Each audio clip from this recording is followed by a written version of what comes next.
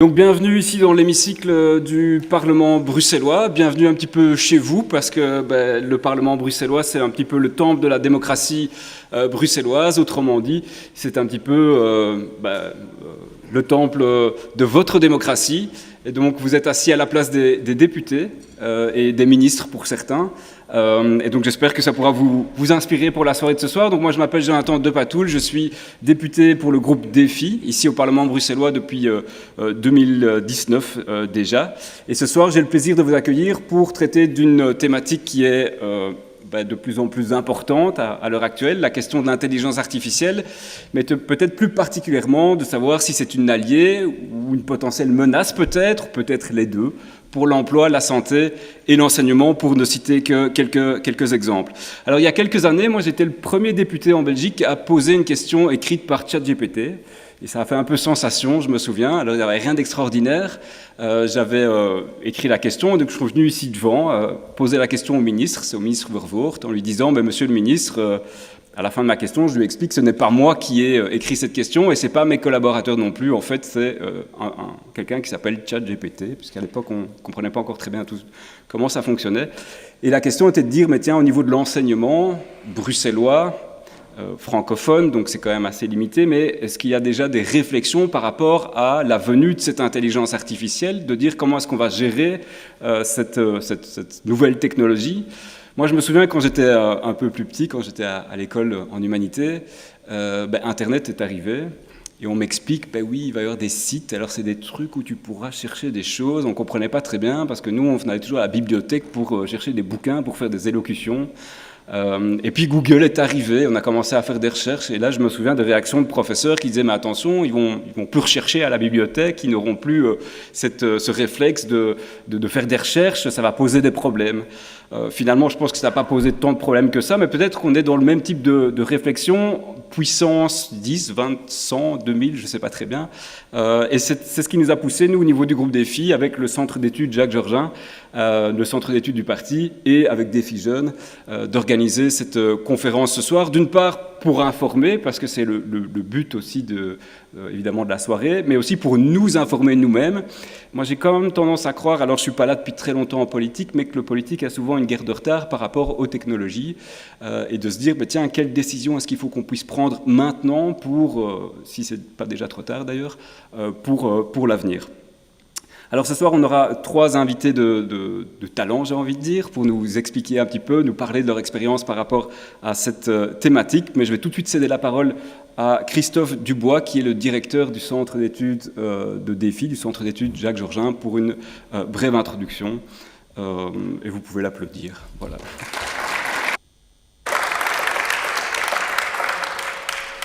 Bonsoir à toutes et à tous. Au nom du Centre d'études Jacques Georgin, je tiens à vous remercier pour votre présence ce soir. Voilà, ce sera beaucoup mieux, je pense. Alors, en vos titres et fonctions, vraiment, soyez les bienvenus. Au nom du Centre d'études, comme je vous le disais, je souhaiterais vraiment vous remercier pour votre présence nombreuse ce soir. Alors, je tiens également à remercier le Parlement de la région bruxelloise pour l'accueil qui nous est fait ce soir, les membres de notre groupe politique qui ont rendu cet accueil possible au sein de cet hémicycle, les équipes techniques pour leur support précieux, ainsi que nos 3 conférenciers qui ont généreusement accepté de partager leur expertise avec nous. Je vous en remercie, messieurs. Ce soir, le thème autour duquel nous sommes rassemblés, comme l'a dit Jonathan, portera sur l'impact de l'intelligence artificielle dans les domaines de l'emploi, de l'enseignement et de la santé. Nous tenterons ensemble d'identifier les opportunités offertes par l'IA, ainsi que les potentielles menaces qu'elle peut représenter, tout cela en objectivité naturellement. Ensemble, avec l'appui des 3 experts, nous allons approfondir ces questions. Ont généreusement accepté notre invitation le docteur Giovanni Briganti, docteur en médecine, chargé de cours à l'ULB et à l'UMONS, spécialiste de l'IA dans le domaine médical, monsieur Ferdinand Casier, ingénieur pédagogique, senior business group leader digital chez Agoria, j'ai déjà sauté une ligne. Jonathan Ponsard, ingénieur pédagogique actif chez Digital Wallonia. Le temps est venu pour moi de céder la parole. Sans plus attendre, j'invite le docteur Briganti à nous rejoindre à la salle de l'orateur.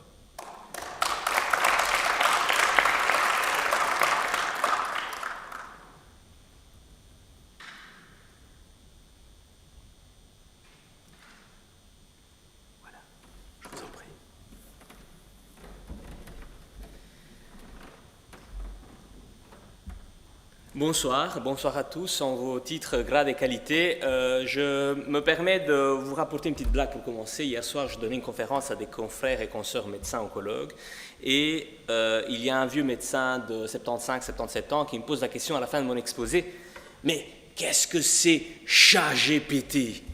Et moi je réponds, dit comme ça veut dire autre chose, mais celui que moi je parlais pendant mon exposé, c'était un autre type de technologie.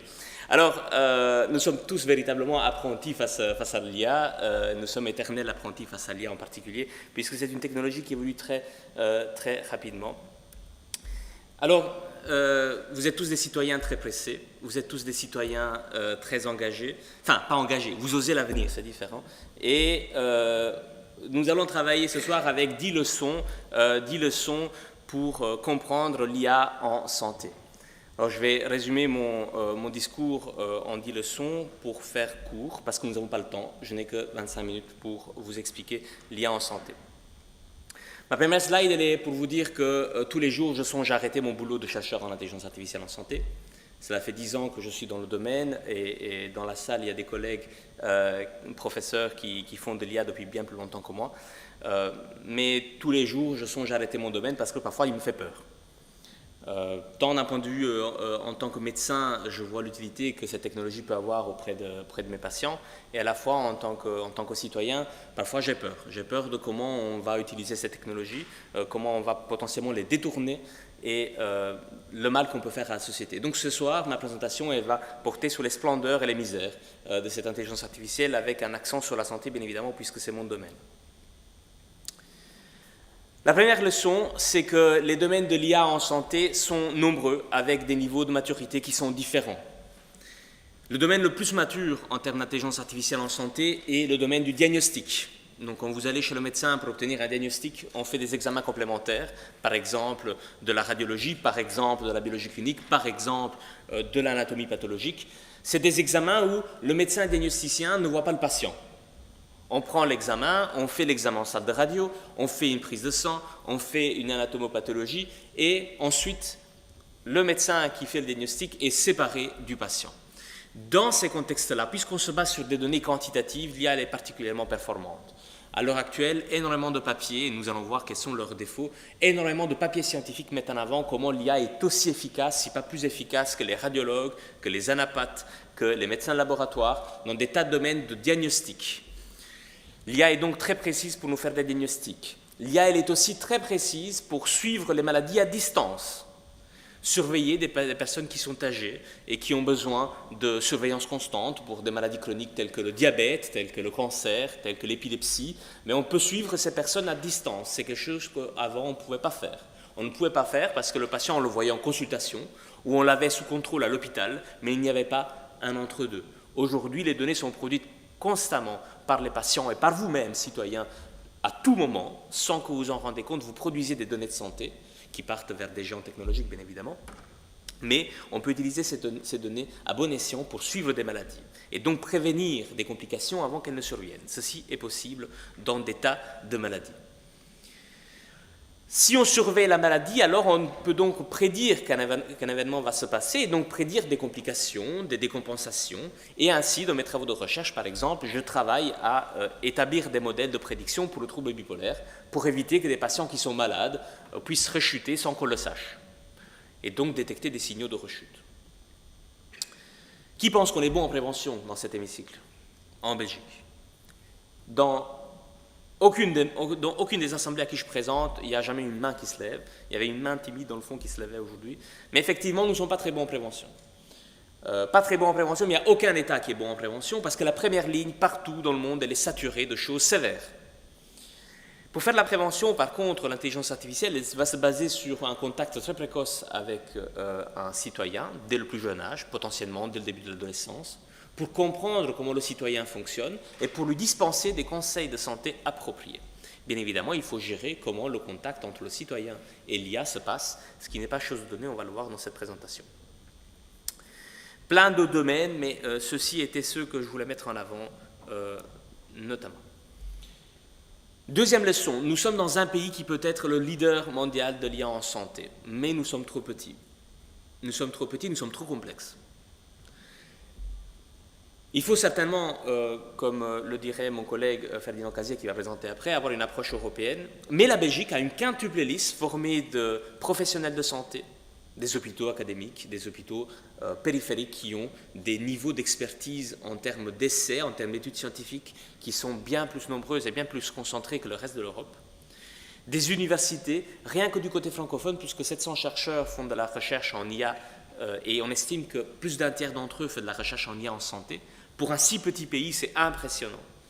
L'industrie, plus que 300 entreprises sur le sol belge font de l'IA en santé ou de la medtech ou de la santé digitale. Le monde politique, ce soir, un parti en particulier est intéressé par l'IA, mais en fait, en Belgique, tous les niveaux politiques sont intéressés par l'IA. Chaque niveau politique développe sa propre stratégie et nous avons effectivement un plan de convergence en intelligence artificielle qui est, lui, fédéral et national. Et les citoyens, nous avons énormément de coalitions. Et je dirais même que le citoyen aujourd'hui va beaucoup plus vite que le politique. Énormément de coalitions scientifiques, citoyennes voient le jour où on avance plus vite que le décideur. Et grâce à la vivacité des personnes qui composent l'écosystème belge, on peut ainsi avancer très très vite et bien. Ainsi, des projets ont vu le jour qui n'auraient jamais vu le jour s'il n'y avait pas eu des personnes qui sont de bonne volonté et qui ont œuvré sans moyens pendant ces 5 dernières années pour mettre en place des projets d'intelligence artificielle. Je vais juste vous citer l'exemple de notre chère intelligence artificielle et médecine digitale à l'Université de Mons, qui est la première université au monde à proposer des cours d'IA obligatoires aux médecins. Ça n'existe aujourd'hui nulle part ailleurs dans le monde, mais d'un point de vue global, l'enseignement en Belgique est très très fort en termes d'intelligence artificielle et dans les domaines différents, comme par exemple aussi la santé, dans toutes les universités, surtout du côté francophone de Belgique. Les médecins et les cliniciens ont compris que l'IA, c'est très bien, en tout cas en Belgique. En effet, les études de l'OCDE montrent que ce n'est pas la même chose partout dans les pays de l'OCDE, mais nous, en Belgique, nous formons une espèce de cocon où les cliniciens, de façon différente que des autres pays, ont compris que l'IA est très très bien pour la pratique clinique et veulent l'adopter.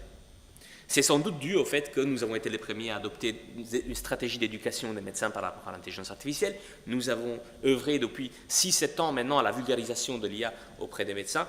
Comme la conférence que je vous donne ce soir, j'en donne 3-4 par semaine. Ma femme est très contente de ça. 4e leçon. Le développement des intelligences artificielles n'est pas de qualité suffisante pour l'adoption clinique.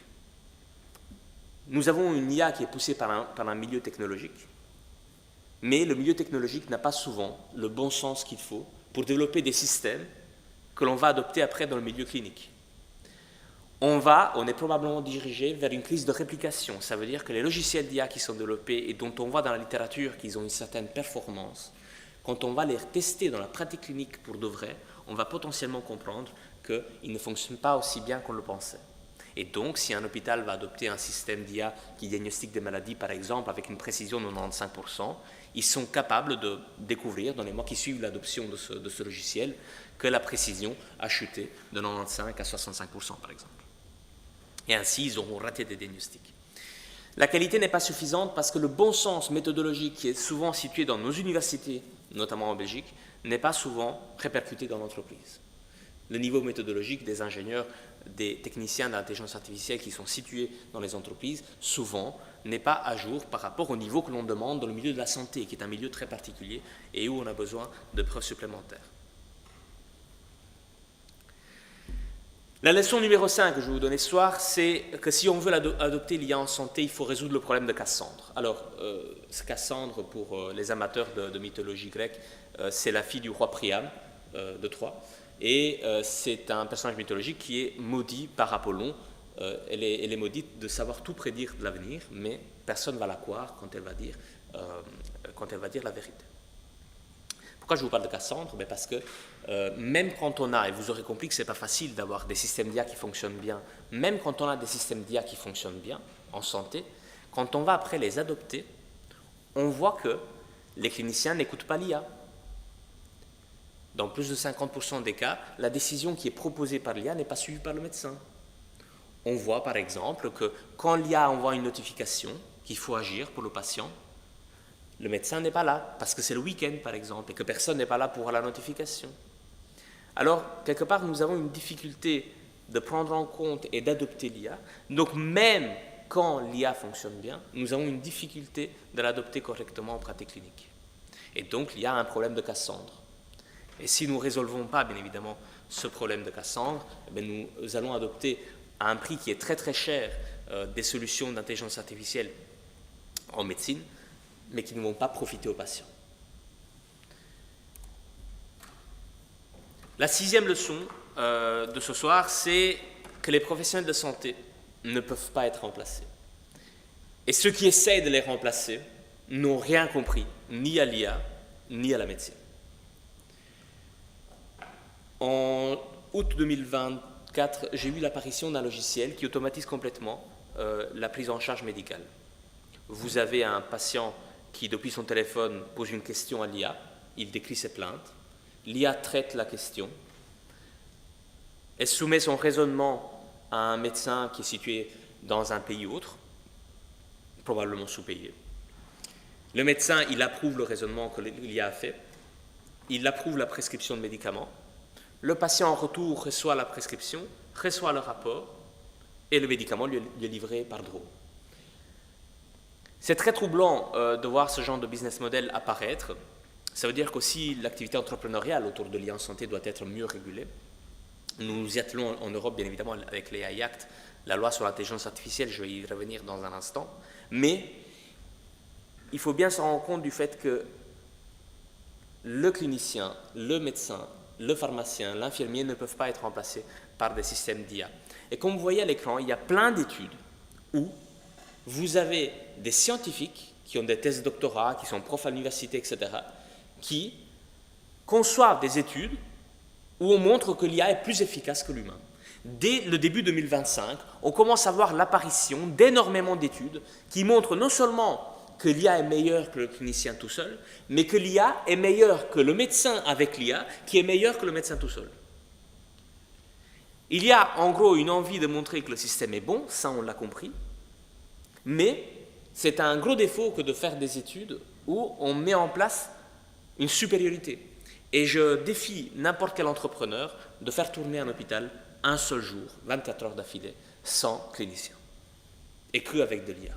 Et ils vont tout de suite se rendre compte de à quel point ces études c'est du n'importe quoi, mais aussi de comment la démarche est erronée. Parce que sous ces articles, il va y avoir des articles de presse qui vont sortir, qui vont dire aux médecins vous êtes pire que l'IA, aux radiologues, l'IA vous dépasse. Alors j'ai ouvert une consultation de psychiatrie spécialisée aux médecins pour les rassurer, vous pouvez répéter un leasing de Porsche, ne vous inquiétez pas, vous allez garder votre revenu dans les années qui vont suivre. Il faut rassurer les médecins parce que ce genre d'articles de presse dégoûte le corps médical. Et dégoûte le corps médical d'innovations qui peuvent potentiellement améliorer la qualité des soins qui sont offertes à nos patients. La leçon 7, c'est qu'il faut gérer et modérer les attentes des différentes parties prenantes. Alors, qui sont les parties prenantes autour de l'intelligence artificielle? Vous allez avoir les patients, bien évidemment. Vous allez avoir aujourd'hui des systèmes d'IA qui vont potentiellement réduire le nombre de réhospitalisations, qui vont réduire le nombre de consultations, qui vont réduire le nombre de prescriptions faites. Mais aujourd'hui, en Belgique, pouvons-nous déployer ces systèmes? Pouvons-nous déployer ce système, sachant qu'aujourd'hui, en Belgique, moi, en tant que médecin, ça me fait plaisir si un patient repasse à l'hôpital. Je peux lui refacturer une consultation. Je peux lui refacturer une hospitalisation. Notre système hospitalier est basé sur la consommation de soins. Alors, comment va-t-on gérer le fait qu'il y a des IA qui vont diminuer la quantité de travail à l'hôpital, ou la changer, et donc causer à la fois une perte financière pour l'hôpital qui adopte la technologie parce qu'ils l'ont payée, et une perte financière sur les soins facturés aux patients. Aujourd'hui, il y a un réel questionnement parce que les citoyens ne vont pas tarder à nous poser la question « Pourquoi nous, on n'a pas ce système en Belgique ?» Alors que ça existe par exemple aux États-Unis, aux Émirats arabes, en Israël, etc. Deuxième partie prenante, c'est les industriels. Nous avons mené différentes études depuis 2021 pour comprendre comment l'IA est adoptée dans différents secteurs. Et ce que l'on voit, c'est que le milieu industriel a des attentes court-termistes et moyen-termistes, tandis que le milieu de la santé a des attentes long-termistes. Alors aujourd'hui, dans des partenariats, par exemple, industrie pharmaceutique, hôpital, où une technologie est utilisée, une technologie d'IA est utilisée pour mettre en place un projet pilote, après quelque temps, le projet pilote va se terminer. L'hôpital va donc devoir choisir de vraiment payer la technologie s'ils veulent continuer à l'utiliser. La plupart du temps, ils ne peuvent pas se la payer. Qu'est-ce que ça a comme conséquence? Mais ça a comme conséquence que les patients qui ont été habitués à utiliser une certaine technologie pendant la durée d'un projet pilote, et nous en Belgique nous adorons les projets pilotes, c'est de se dire, ok, où est ma technologie? Pourquoi est-ce qu'on cesse de me la faire utiliser? Pourquoi mon hôpital ne me rembourse pas ma technologie? Et nous sommes seulement au balbutiement du remboursement des technologies d'IA en Belgique. Ça ne fait que depuis 1 mois et demi que 7 applications de santé digitale sont remboursées à titre définitif en Belgique. 1 mois et demi. Donc on est seulement au commencement de cette attente. Il faut donc modérer aussi l'attente vers les industriels qui doit s'aligner avec celle des professionnels de santé qui ont des besoins plus long-termistes. Aussi, bien évidemment, les attentes des hôpitaux qui ont des besoins de financement et d'accompagnement en termes d'intelligence artificielle. La leçon numéro 8, c'est que nous n'avons aucune idée de comment nos concitoyens utilisent les technologies d'intelligence artificielle. Et nous n'avons aucune idée de à quel point ils mettent à risque leur propre santé en utilisant les technologies d'intelligence artificielle. Plusieurs collègues me rapportent désormais que des patients qui sont malades de longue durée, qui sont dépendants d'un certain traitement, cessent complètement de prendre le traitement après une discussion avec l'intelligence artificielle et sans demander l'avis au médecin. C'est une réalité aujourd'hui. Vous n'avez aucune idée de comment les concitoyens utilisent l'IA. Et c'est urgent que le monde politique doit mener des grosses études à grosse échelle sur tout le territoire belge pour comprendre comment le citoyen utilise ces technologies. Combien de personnes se suicident suite à l'usage d'intelligence artificielle? On a déjà 2 cas documentés dans la presse générale. 2 cas. Comment et combien de personnes développent des relations sentimentales avec l'intelligence artificielle? Un suicide est survenu en décembre 2024 d'un jeune qui a démarré une relation sentimentale avec un chatbot d'intelligence artificielle. Combien de personnes utilisent une IA comme thérapeute personnel? C'est plus répandu que vous ne l'imaginez. Et enseigner aux citoyens, via le biais du politique, via le biais du pouvoir d'action publique, que l'IA a des limites. Moi aussi, j'ai des peignes à la maison, ce n'est pas pour autant que je sais m'en servir. De même, quand on utilise des intelligences artificielles, il faut faire attention. Ce n'est pas parce que l'IA sait répondre que je peux tomber amoureux d'elle. Et de même, énormément de scientifiques pensent que l'IA peut être empathique. Et donc, s'amuse à comparer via des études l'empathie des intelligences artificielles avec l'empathie des cliniciens. C'est un non-sens. Pour tous ceux qui étudient l'intelligence artificielle, on sait que c'est juste une réponse basée sur une probabilité statistique et qu'il n'y a pas de véritable conscience, voire émotion, qui peut être développée. Pour développer une émotion, il faut en effet être soumis à la condition humaine, de naître dans un corps, de devoir mourir un jour, de devoir souffrir, de devoir éprouver du bonheur. C'est quelque chose que nous avons le privilège d'avoir. Mais tout ça, les citoyens, souvent, ne le savent pas. Et même des scientifiques formés, parfois, comme vous l'avez vu avec des études, ne le savent pas non plus.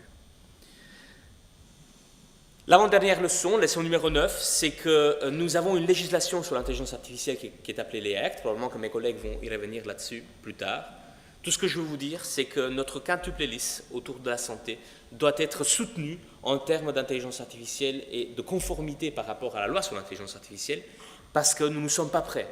Nos petites et moyennes entreprises qui font de l'IA risquent d'être noyées dans la compliance contre l'intelligence artificielle, pour l'intelligence artificielle sur l'acte. Pourquoi? Parce qu'on estime que les coûts de la compliance vont aller entre 120 et 130 000 euros. Et toutes les PME risquent de couler sous le coût de la compliance face à l'AI Act, qui est une bonne chose, et qui est à la fois trop et pas assez pour le milieu de la santé. Certains critères, notamment de la loi sur l'intelligence artificielle, ne prennent pas en compte le fait que, pour le milieu de la santé, il faut des mesures spécifiques, et en particulier par rapport à l'adoption des technologies, il faut avoir des métriques obtenues réellement avec des études cliniques. Et ça, malheureusement, la plupart des producteurs d'IA n'ont pas ces métriques. Par ailleurs, l'hôpital qui veut déployer une solution d'IA doit désormais avoir un plan de formation obligatoire pour l'intelligence artificielle, avoir des experts qui savent mettre un stop à l'IA quand ils reconnaissent que ça tourne mal, ou reconnaître et connaître suffisamment l'IA pour pouvoir la juger, pour pouvoir la critiquer en interne et former les collègues. Combien d'hôpitaux pensez-vous qui ont ce genre de compétences à leur sein? Pas beaucoup. C'est pour ça que nous avons commencé des programmes de formation en IA en santé pour les professionnels, mais pour étudier ce genre de choses et pour former les professionnels de l'avenir. Mais nous sommes trop tard. Désormais, tous les hôpitaux auront besoin de ces professionnels. Leçon numéro 10. L'IA, comme toute technologie, a un impact sociétal. Et je vais vous faire l'exemple du temps gagné. J'ai mis le micro-ondes, bien évidemment, à l'écran, parce que le micro-ondes, quand il était développé, le but était de faire épargner du temps pour la femme au domicile. On est en Amérique en 1950, et il fallait épargner du temps à la femme pour qu'elle s'occupe d'elle-même et qu'elle soit plus heureuse. C'est bien évidemment des hommes qui ont désigné le micro-ondes pour des femmes, ça, vous vous en doutez bien. Eh bien, en fait, qu'est-ce qu'on voit? C'est qu'après le déploiement du micro-ondes, 8 heures en plus par moyenne par semaine étaient passées au ménage, alors qu'on venait d'adopter le micro-ondes. Pourquoi? Parce que l'attente du mari face à sa femme avait changé. Puisqu'elle n'avait pas passé son temps à cuisiner, qu'est-ce qu'elle avait fait de sa journée? Et pourquoi elle ne prend pas plus en charge les enfants? Et pourquoi elle ne s'occupe pas de ses parents? Etc., etc. Mais évidemment, en 2025, il n'y a plus de problème de sexisme et de ce genre de répartition de tâches à domicile. Mais tout ça pour vous dire qu'il faut réfléchir au préalable à l'impact que les technologies ont sur notre société. Si on dit que les technologies d'IA débarrassent 20 à 30% du temps pour les médecins, comment va-t-on occuper les 30% de temps qu'on a libérés? Est-ce que ça veut dire qu'il va falloir consulter 30% en plus? Ou bien les 30%, on peut les exploiter pour aller au golf ou autre? À savoir. Ma dernière slide, vous êtes des citoyens engagés, vous êtes des citoyens qui osent l'avenir. Notre rôle collectif est celui de défendre la santé face à l'inconnu. Nous sommes désormais dans un territoire inconnu, géopolitique, relatif à l'humanité, relatif à la science. Il n'y a que notre libre examen, il n'y a que notre façon de vouloir avancer, nos valeurs qui peuvent nous mener de l'avant. Et je compte sur vous tous pour intégrer au mieux les messages de ce soir, parce que vous n'êtes pas une guerre en retard, vous êtes 10 guerres en retard. Merci à tous.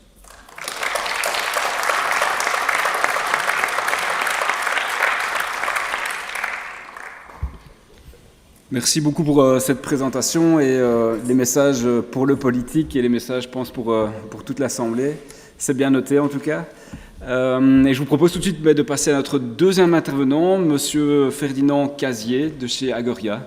Vous avez la parole.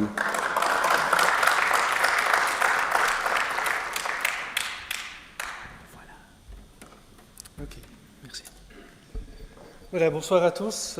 Merci beaucoup pour l'invitation pour ce soir. C'est toujours une belle opportunité de pouvoir parler de l'IA à un public assez varié. Parce que c'est vrai qu'on ne sait pas très bien qui est dans la salle, qu'est-ce que vous faites au quotidien, et est-ce que vous êtes déjà vachement occupé avec l'IA ou peut-être pas du tout. Voilà, je serais très curieux d'avoir vos questions aussi par la suite. Bien, juste un petit mot sur ce que je fais chez Agoria. Agoria est la fédération des entreprises technologiques, donc au niveau national. Et depuis 2018-19, je m'occupe essentiellement de tous les programmes IA qu'on met en place, entre autres avec les régions. Et donc j'ai un groupe de travail avec plus ou moins 150 sociétés qui sont basées en Belgique et qui offrent sur le marché belge de l'expertise et des produits en IA. Donc ça, c'est un peu le contexte dans lequel je travaille. Je voudrais commencer avec ce slide-ci, la loi d'Amara, qui dit vraiment qu'on a tendance à surestimer l'impact d'une technologie sur le court terme et à sous-estimer son effet sur le long terme. Je crois qu'on a tellement parlé d'IA ces dernières années, c'était un tel buzz que ça a été quand même vachement exagéré par rapport à tout ce qui a été dit. Et que, voilà, il faut un peu revenir les deux pieds sur terre, tout en n'oubliant pas l'impact quand même sur le long terme qui, lui, va vraiment être significant et qui sera peut-être bien sous-estimé à partir du moment où on dévie un peu. Quand on regarde ce slide, moi j'ai regardé pendant au moins 5 minutes encore cet après-midi, je me suis dit, il y a cette ligne noire qui représente comment est-ce que l'humain pense le futur. Et j'ai trouvé ça un peu trop linéaire, en fait, comme ligne. Parce qu'avec l'IA, en fait, le temps se raccourcit très très vite. En fait, c'est une technologie qui évolue tellement rapidement que pour nous, humains, absorber tout ce qui vient sur nous, c'est quand même vachement compliqué. Il faut quand même l'admettre. C'est pas évident du tout de suivre tout ce qui se fait. Je crois que quasi toutes les semaines, il y a une nouvelle technologie en IA qui sort, il y a des nouveaux développements. Donc pour suivre ça, c'est un sacré défi. Mais là, je crois qu'actuellement, il y a le petit pointillé là sur le slide, c'est plus ou moins l'endroit, je crois, où on se trouve, où par rapport à la productivité, on ne voit pas encore beaucoup d'effets. Comme l'a bien dit Giovanni, il y a beaucoup de POC, de projets pilotes en Belgique. Mais avant que ces projets pilotes rentrent vraiment dans une phase d'opérationnalisation, il faut une étape supplémentaire. Et comme a dit encore quelqu'un d'autre, il y a je ne sais plus qui m'a dit, mais au fait l'IA c'est 10% de technologie et 90% de change management, donc de trajet en interne pour pouvoir convaincre tout le monde et surtout apprendre à tout le monde à absorber ça correctement. Donc voilà, je voulais vraiment commencer avec ce petit slide-là pour surtout retrouver un certain équilibre, et ce n'est pas parce que je travaille pour Agoria, qui est la fédération de la technologie, que je suis là pour faire un message tech push, ce n'est pas du tout mon objectif. Mon objectif est d'avoir plutôt un discours équilibré, enfin je l'espère, vous me corrigerez si ce n'est pas le cas. Bien, je voulais aussi lier par rapport à ce qui m'a été demandé, donc de plutôt parler sur l'IA et les jobs, l'emploi, quand même lier ça un petit peu aussi à la productivité, parce que voilà, les deux vont quand même assez bien ensemble. Et en parlant de la productivité en Belgique ou même en Europe, on est quand même dans une situation un peu compliquée actuellement. Vous voyez 3 périodes sur ce slide, 95-2005, 2005-2015, 2015-2024. Et on voit que là, la productivité est quasi nulle. On est à 0,4 plus ou moins pour la Belgique, ce qui n'est encore pas trop mal au niveau européen. Mais c'est quand même très bas. Quand on voit la période 95-2005, on était à 1,5 au niveau productivité.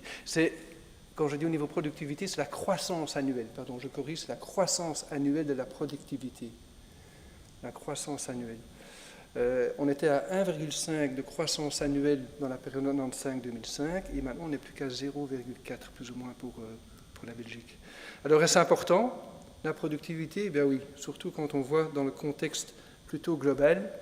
Sur ce slide-ci, on voit l'évolution de 2000 jusqu'à 2022 et on voit bien que l'écart se creuse avec les États-Unis entre autres.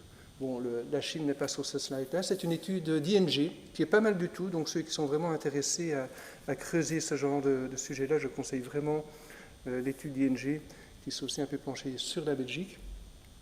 Mais on voit bien que là, il y a un problème de productivité qui peut mettre à mal la compétitivité de nos entreprises. Et donc, à partir du moment où les entreprises ne sont plus compétitives, elles vont perdre des marchés, il peut y avoir des faillites, des pertes d'emplois. Enfin, ce n'est pas l'idéal naturellement pour une économie. Donc il faut quand même faire en sorte qu'on garde cette productivité à un certain niveau. Encore un dernier slide avec des chiffres qui reprend un peu pour la Belgique, donc, qui est en bleu ici, et pour la période 2015-2022, donc ce niveau de 0,4. Par rapport aux États-Unis, qui maintenant est à 0,9 plus ou moins, donc de croissance de la productivité annuelle. Quand on regarde, et c'est toujours la même étude ING, l'impact que pourrait avoir l'IA sur cette productivité ou cette croissance de productivité annuelle, on estime que c'est entre 0,1 et 0,5 points. Ce qui est beaucoup. 0,5, c'est vraiment énorme. Si l'IA apporte une augmentation de productivité annuelle de 0,5, on double quasi notre évolution annuelle que ce qu'on a actuellement. Donc, il y a quand même tout un potentiel là derrière qui ne peut pas être négligé, sachant qu'aux États-Unis, ils grandissent toujours beaucoup plus vite. Donc, ce retard, je ne sais pas comment on va le rattraper. Il est en train de se creuser. Et actuellement, tous les chiffres nous disent que ça va continuer à se creuser. Donc, ils seront nettement plus productifs à ce niveau-là. Un autre slide, bon, je quitte un peu plus l'aspect macroéconomique pour rentrer peut-être plus dans des secteurs. C'est un slide intéressant qui vient d'une étude McKinsey, où je suis parfois un peu prudent par rapport à ce qui sort, mais bon, ici, ça c'est intéressant. On a sur la colonne verticale les secteurs, et, pardon, sur les lignes, je dirais, les lignes horizontales, les secteurs, et dans les colonnes verticales, plutôt les départements au sein d'une entreprise. Alors, plus c'est bleu, plus ça a de l'impact. Donc, je ne sais pas où vous travaillez, dans quel secteur, et ce que vous faites dans ce secteur, mais quelque part, chacun devrait pouvoir se positionner dans un des blocs. On voit par exemple que si vous travaillez dans un département marketing et vente, ouais, là, vous êtes vachement impacté, quel que soit le domaine. Un peu moins dans le secteur public, je vois. Bon, il y a peut-être moins de marketing là, je ne sais pas. Mais il est moins bleu, en tout cas, par rapport aux autres. Alors, quel est par exemple un secteur où on voit un bleu bien intense? C'est dans le secteur tech, high-tech, et si on remonte, c'est plutôt ceux qui font du logiciel, donc des développeurs. Là, on voit qu'il y a un gros impact. Et c'est vrai que beaucoup de développeurs maintenant développent avec l'IA. Il y a beaucoup de code qui est maintenant, je crois que la majorité du code est écrit par de l'IA, ce qui ne veut pas dire qu'on n'a plus besoin de développeurs. Justement, on a encore besoin de développeurs qui comprennent la mécanique pour corriger l'IA. Donc ce ne sont pas des jobs qui vont disparaître non plus. Voilà, j'espère que chacun a réussi à se situer un peu sur ce slide, dans quel bloc il tombe. Ça permet de voir un peu comment est-ce qu'on pourrait être impacté ou pas. Voilà. Donc ça, je l'ai expliqué. Je voulais aussi proposer une autre étude qui date de 2023, que j'ai trouvée aussi intéressante, faite par Harvard avec l'université de Wharton, où ils ont pris, je crois, plus ou moins 800 consultants, donc c'est plutôt des travailleurs, je dirais, intellectuels, des consultants. Et ils ont fait deux groupes, un groupe qui travaille avec l'IA, un groupe qui travaille sans IA, et ils ont mesuré l'efficacité des tâches qui ont été effectuées, des tâches typiques pour un consultant. Et on remarque que fatalement, la productivité a augmenté de plus ou moins entre 20 et 40%. Mais ce que j'ai trouvé surtout intéressant dans cette étude, c'est que dans l'équipe, ceux qui avaient une connaissance, ou en tout cas des connaissances de base un peu moins fortes, eh bien c'était surtout ces personnes-là qui ont été aidées par l'IA. Ce qui semble un peu logique, hein, vous allez me dire. Et ceux qui avaient déjà un certain niveau se sont aussi fait aider, mais un peu moins, on voit, 17%. Mais c'est quand même un petit message d'espoir aussi pour ceux qui sont peut-être avec moins de connaissances. Je crois que après Jonathan, par rapport à l'enseignement, pourra peut-être aussi en dire quelque chose. Mais ça peut aider ceux qui sont un peu en retard, quoi, et qui doivent rattraper le truc. Alors, est-ce que l'IA peut résoudre nos problèmes de productivité? Oui, en partie, mais on va essayer d'être nuancé. Ici, on reprend à nouveau tous les secteurs qui sont affectés par l'IA. J'ai mentionné là spécialement TIC, Télécom, parce qu'on les a chez Agoria, mais également éducation et santé pour nos deux orateurs ici, où on voit que l'impact de l'IA là est quand même assez important. Et alors, il y a deux barres à chaque fois. Le vert foncé, c'est quand on utilise l'IA de façon un peu basique, et le vert clair, c'est quand on utilise l'IA de façon un peu plus approfondie. Donc ça fait quand même une sacrée différence par rapport à l'impact. Et on voit que tout ce qui est, par exemple, agriculture, ou tout ce qui est construction, est nettement moins impacté. Donc quand on est dans l'IA générative, surtout, je crois qu'il faut voir ce slide surtout par rapport à l'IA générative. Donc l'IA générative, c'est genre ChatGPT, c'est ce qu'on appelle, c'est de l'IA qui génère du texte ou qui génère des images. Là, on voit surtout que c'est plutôt les métiers cognitifs, intellectuels qui sont touchés. Mais, je mentionne également l'étude parce qu'elle est très bonne. Elle vient de l'OCDE, elle date du mois de novembre 2024. Donc si vous voulez approfondir le sujet, c'est vraiment une très très bonne étude qui est très équilibrée aussi, qui ne promet pas monts et merveilles. Et voilà, c'est une bonne méthodologie. Et suit également quelque chose où je me pose moi-même encore parfois des questions, c'est par rapport à la robotique. Et donc on voit ici l'impact de la robotique, et on voit que c'est un peu inversé fatalement, que les métiers manuels seront plus impactés par la robotique que les métiers cognitifs. Alors, je crois personnellement que ça va venir beaucoup plus tard. Ça va encore prendre pas mal de temps. même s'il y a quand même pas mal d'évolutions. Moi, j'ai vu des trucs quand même, où j'ai été dans une conférence récemment au niveau européen, où on essaye de travailler sur de la robotique basée sur des modèles fondationnels. Des modèles fondationnels, c'est comme ChatGPT, c'est basé sur un modèle fondationnel.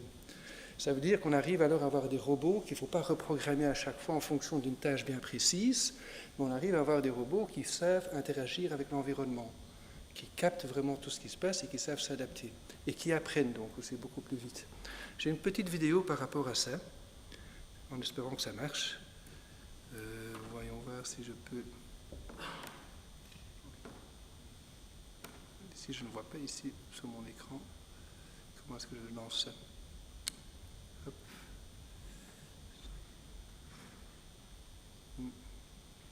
Attendez, un petit instant, parce que ça montre quand même assez bien.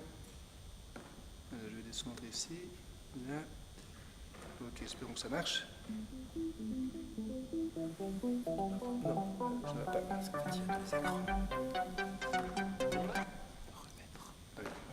Ici, si on fait espace.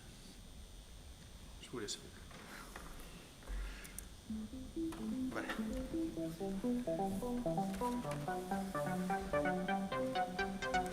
Donc, je ne vais pas montrer toute la vidéo, mais on voit déjà que ce sont des robots qui ne sont plus dans des cages. D'habitude, quand on va chez Volvo, chez Audi, tous ces robots sont dans des cages pour sécuriser l'environnement. Et en plus, ce sont des robots qui font des tâches très précises, chez Audi ou chez Volvo. Ici, ce sont des robots qui interagissent.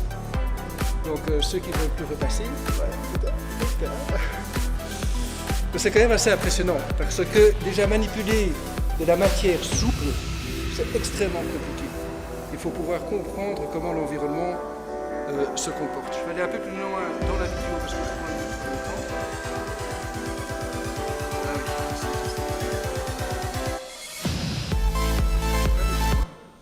Ah oui, ici. Non, bon, tant pis, il y avait d'autres trucs. Je voulais avancer un peu la vidéo, mais ça me paraît un peu compliqué avec le laptop ici. Un peu d'aide par... En fait, ici, vraiment, le message et la robotique évoluent quand même assez vite. Maintenant, ce genre de robot, avant que ça arrive vraiment dans le quotidien, je crois qu'on en a encore pour un bon bout de temps. Mais voilà, je crois que par rapport à l'emploi, ça peut aussi avoir un certain effet. Point à planter. Ouais, je ne sais pas. C'est marrant ça. Et à mon avis, dans toutes les études qu'on voit au niveau impact sur les jobs et tout, cet aspect-là n'est pas encore vraiment repris, à mon avis. Donc c'est quand même un facteur à garder en tête sur l'impact de job potentiel.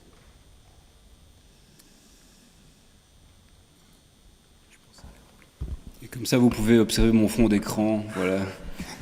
Puisque je suis vétérinaire à la base, ceci explique cela. Voilà. Ouais, bon, autrement c'était 1,27 plus ou moins. 1,27 plus ou moins. Ouais, voilà. Ouais. On va lancer là. Et puis après, je vais l'interrompre aussi après une minute. Le problème, c'est qu'on ne pourra pas mettre en full screen, tu vois. Non. Mais au moins, les gens la verront. Oui, voilà. Vas-y. Et puis, on refera. Ouais. Enfin, je vais rester sur le côté, je Ouais, reviendrai. vas-y. Si ça marche. Voilà, ça marche pas. Non. Il y avait encore des trucs assez sympas dans la vidéo, entre autres servir du café, entre autres débarrasser la table, enfin plein de choses comme ça. On se dit, mais tiens, comment est-ce qu'il fait le robot pour comprendre l'environnement? Voilà, c'est quelque chose qui évolue quand même assez bien. Je pense que le PC apprécie juste pas. Tant pis, je vais relancer. Oui, on va relancer les slides alors à ce moment-là. Ouais.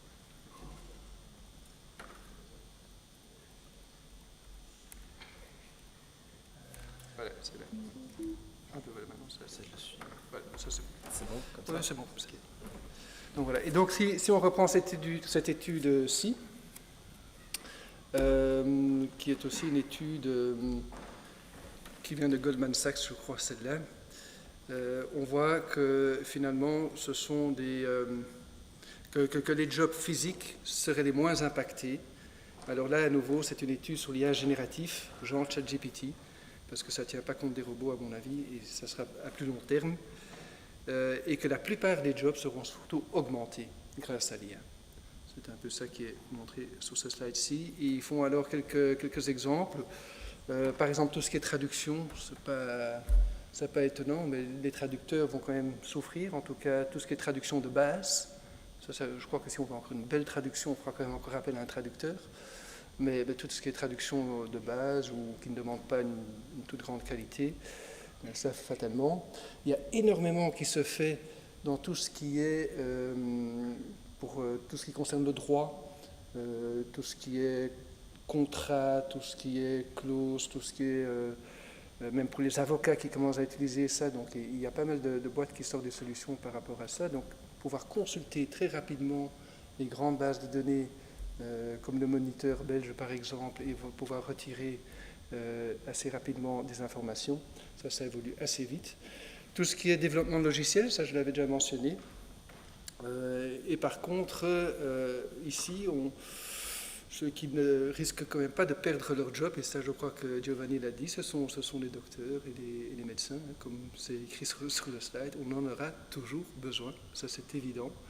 Et je crois que même pour les profs, on en aura toujours besoin. Donc s'il y a bien deux secteurs où ils n'ont pas trop à craindre par rapport à l'IA, c'est santé et éducation. Par contre, ils seront impactés par l'IA.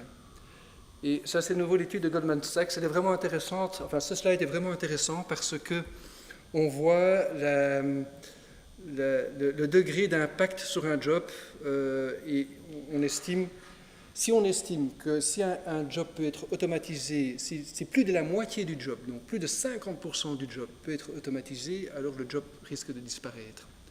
Eh bien, si on prend ça comme règle et qu'on regarde ce slide, on peut se dire qu'il y a plus ou moins 4 à 5% de jobs qui vont disparaître. Plus ou moins, 4 à 5% de jobs. Ce n'est pas si énorme que ça par rapport à ce qu'on entend parfois dans les médias. 4 à 5%, et c'est assez logique aussi quand des nouvelles technologies arrivent.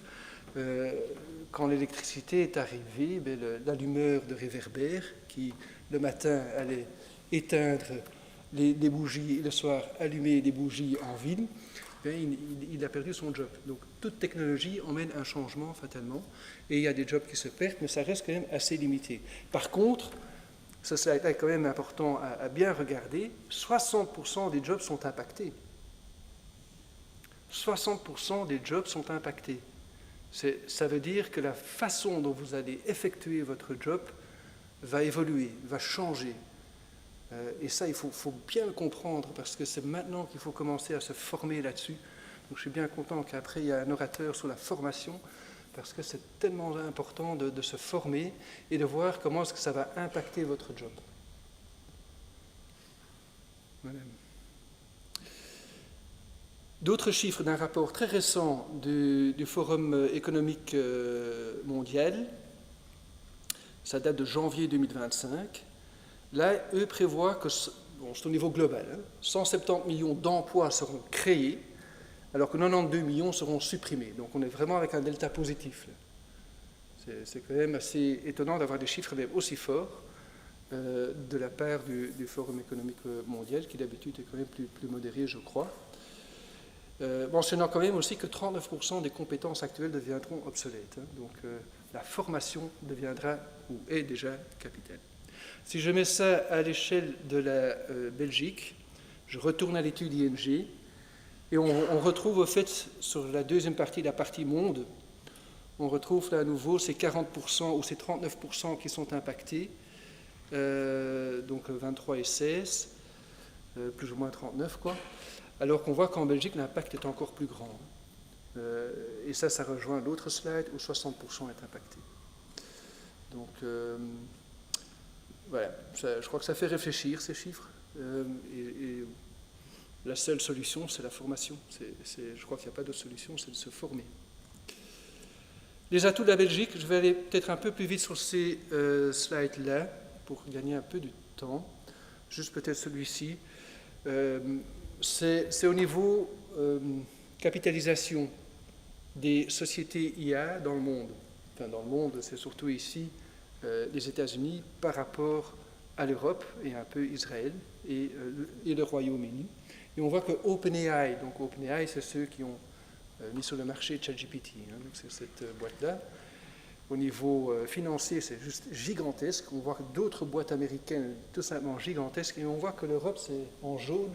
Ce sont des toutes petites boules. Et donc, on est un peu, je ne vais pas dire insignifiant par rapport aux États-Unis et même aussi par rapport à la Chine, qui n'est pas sur ce slide-ci. Mais bon, il y a quand même du boulot à ce niveau-là. Et en effet, je crois qu'une approche européenne est la seule et unique solution pour avoir de l'impact. Là, je vais passer ces slides-ci, c'était par rapport au secteur TIC, mais ça en Belgique. Je vais skipper ça. Quand même juste mentionner qu'on est quand même encore toujours avec plus de 6500 offres d'emploi dans le secteur. Donc, même si ça a diminué un petit peu, ça reste quand même énorme. Voilà. Je vais m'attarder plutôt sur ces slides-ci. Quand même, quelque chose de bon dans toutes ces études aussi. L'étude ici vient de la Cour des comptes européenne. Donc on peut aussi dire que la Cour des comptes européenne est assez neutre. Elle met la Belgique sur le podium, donc en 3e position, pour l'adoption de l'IA. C'est quand même pas mal. Je crois que Giovanni l'a aussi dit, par rapport aux cliniciens qui adoptaient l'IA, ça se faisait quand même assez facilement. Et bien ça se traduit également sur ce slide-là. On est sur le podium, aussi bien en 2023 qu'en 2024. Donc, et en effet, il y a quand même pas mal de projets pilotes, mais qui devraient peut-être plus vite rentrer en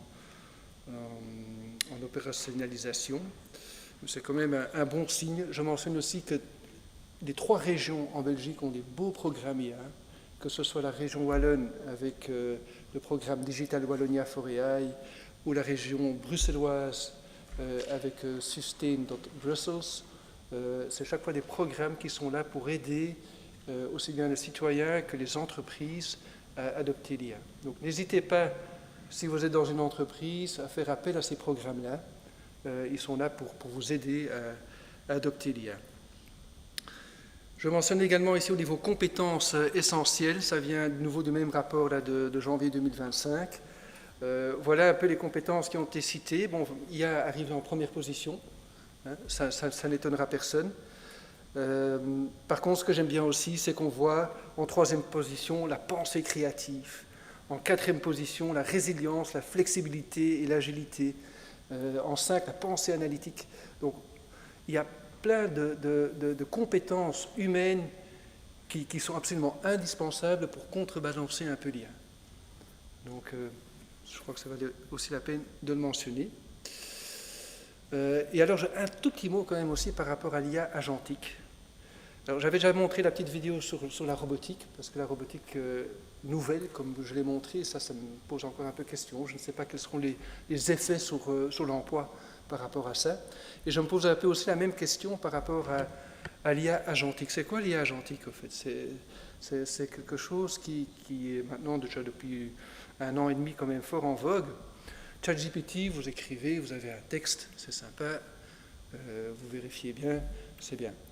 Ici, avec l'IA agentique, ce sont des agents qui vont effectuer des tâches directement pour vous. Alors, je vais peut-être donner un petit exemple. Et j'ai préparé un petit exemple live, plus ou moins live, si j'arrive à le retrouver. Hop, ici. Est-ce que c'est ici? Est-ce que c'est là? Non, ce sera ici. Et à mon avis, ouais, c'est ça. Je vais d'abord passer... voilà. Ce que j'ai fait, en fait, j'ai été sur un site chinois, ne me tirez pas dessus, qui s'appelle Manus, et j'ai demandé, parce que bon, je travaille pour la fédération, j'ai fait une demande de tâche, ce qu'on appelle un prompt, et j'ai dit, tiens, fais-moi une analyse du secteur IA en Belgique, regarde bien par rapport à tel et tel et tel paramètre, et j'ai rajouté, présente-moi les résultats sous forme de site web. Et bien 20 minutes après, j'avais mon site web. Ça a pris 20 minutes. Et j'ai pu voir toutes les étapes qu'il a fait. Il a scrappé aussi, donc il a vérifié LinkedIn, il a vérifié Twitter, il a vérifié tous les rapports qui pouvaient exister. J'ai bien mentionné aussi de mentionner toutes les sources. Alors, je ne sais pas si je peux le faire afficher sur l'écran. Florent arrive. Ouais. Alors ça, c'est juste, voilà, juste pour vous montrer ce que j'ai fait en 20 minutes, au fait. Alors que je ne suis pas du tout, je ne sais pas coder, je ne sais absolument pas faire de site internet.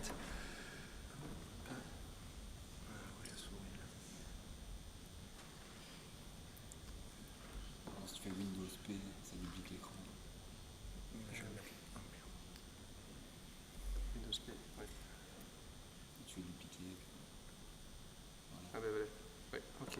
Donc voilà, il m'a fait ça en 20 minutes. Là où il a un peu foiré, c'est que j'avais demandé de faire dans le branding d'Agoria. Je ne sais pas tout à fait notre branding, mais bon. Mais c'est quand même pas mal parce que c'est quand même un site où ben voilà, on a plusieurs onglets, ça va sur l'étude. Hop, ah oui, là je ne l'ai pas actualisé fatalement. Ah, zut. Bon, tant pis. Comme c'est, est-ce que je sais retourner?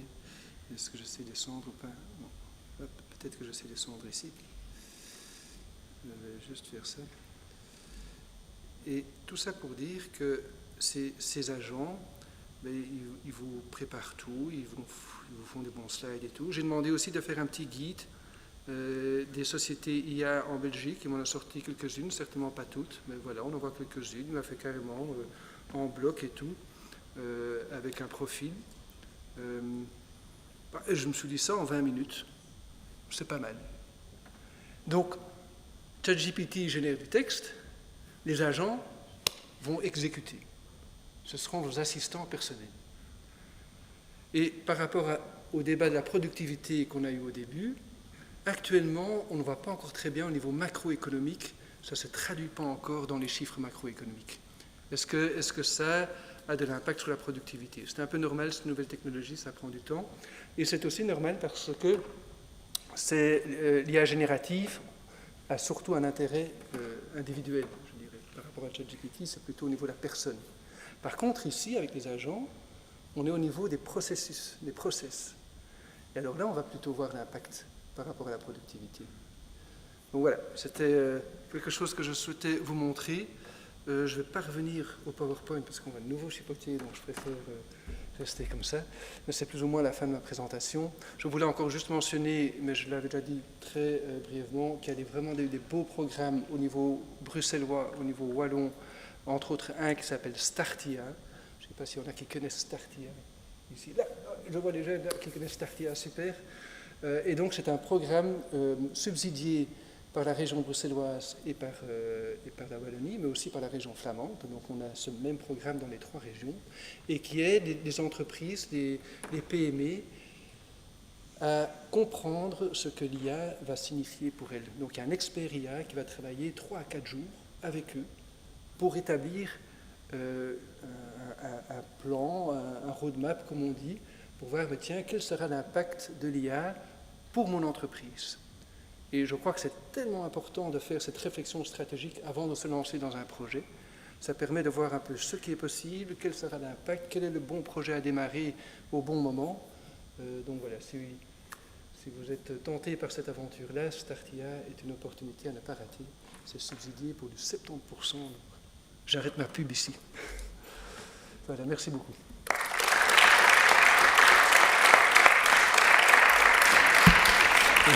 Merci Monsieur Casier pour votre intéressante présentation, et je propose, avant de passer aux questions-réponses, d'accueillir notre dernier invité de la soirée, Monsieur Jonathan Ponsard, qui est ingénieur pédagogique chez Digital Wallonia. Vous avez la parole.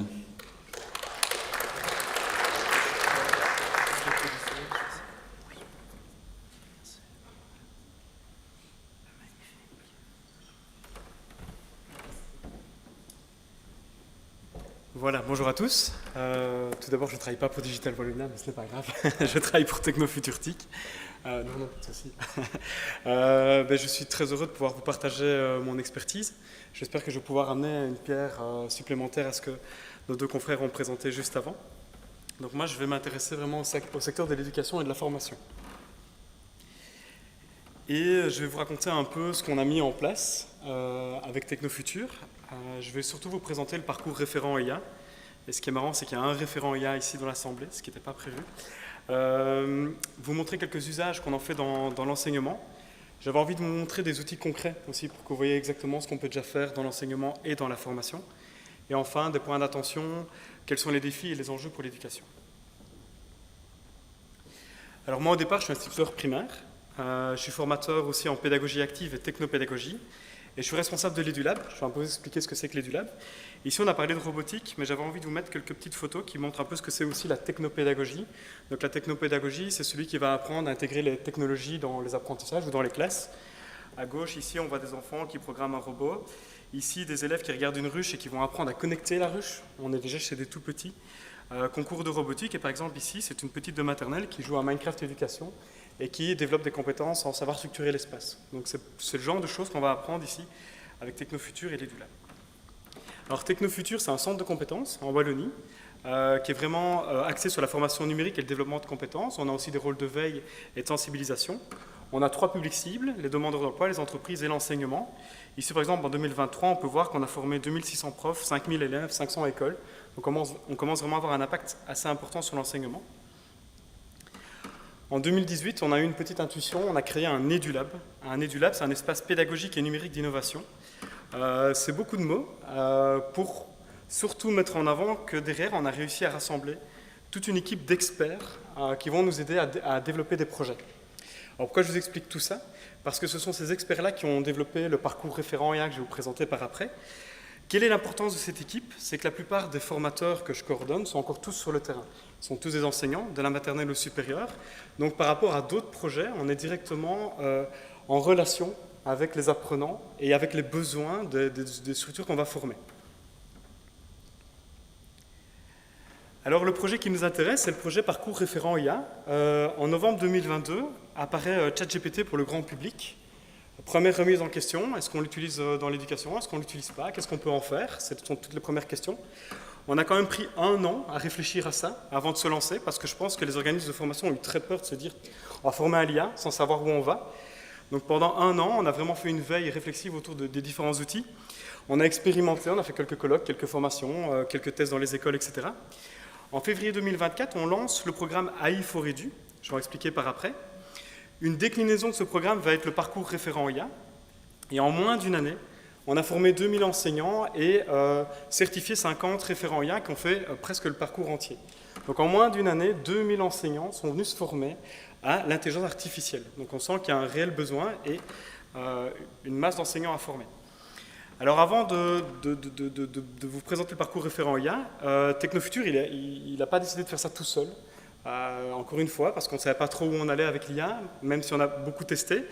On l'a fait en collaboration avec des universités, avec des hautes écoles, avec d'autres centres de compétences, avec Google Éducation, avec Microsoft Éducation, avec d'autres espaces de formation. Et ensemble, on a décidé de développer le projet Référent IA. Alors, qu'est-ce que c'est ce fameux projet Référent IA? Ce sont des modules de formation à la carte. C'est un parcours qui est modulable et qui est flexible. Donc, quand un enseignant souhaite faire le parcours, il va choisir les différentes formations qu'il va vouloir faire. Donc, il crée carrément son parcours en fonction de ses besoins. C'est un parcours d'une 40aine d'heures. Vous voyez, la première étape, c'est la porte d'entrée. Ça, c'est déjà la V2 du parcours, parce que certains ont déjà fait... le parcours a déjà évolué 3 fois. On a proposé 2 portes d'entrée dans notre parcours, une porte d'entrée pour les enseignants et un public auquel on n'avait pas pensé tout de suite, pour les directeurs d'école. Donc maintenant, il y a 2 moyens de rentrer dans le parcours. Soit je suis enseignant et je veux intégrer l'IA dans mes pratiques, soit je suis directeur d'école et je veux améliorer mon plan de pilotage, je veux améliorer ma communication, je veux améliorer ma gestion d'équipe.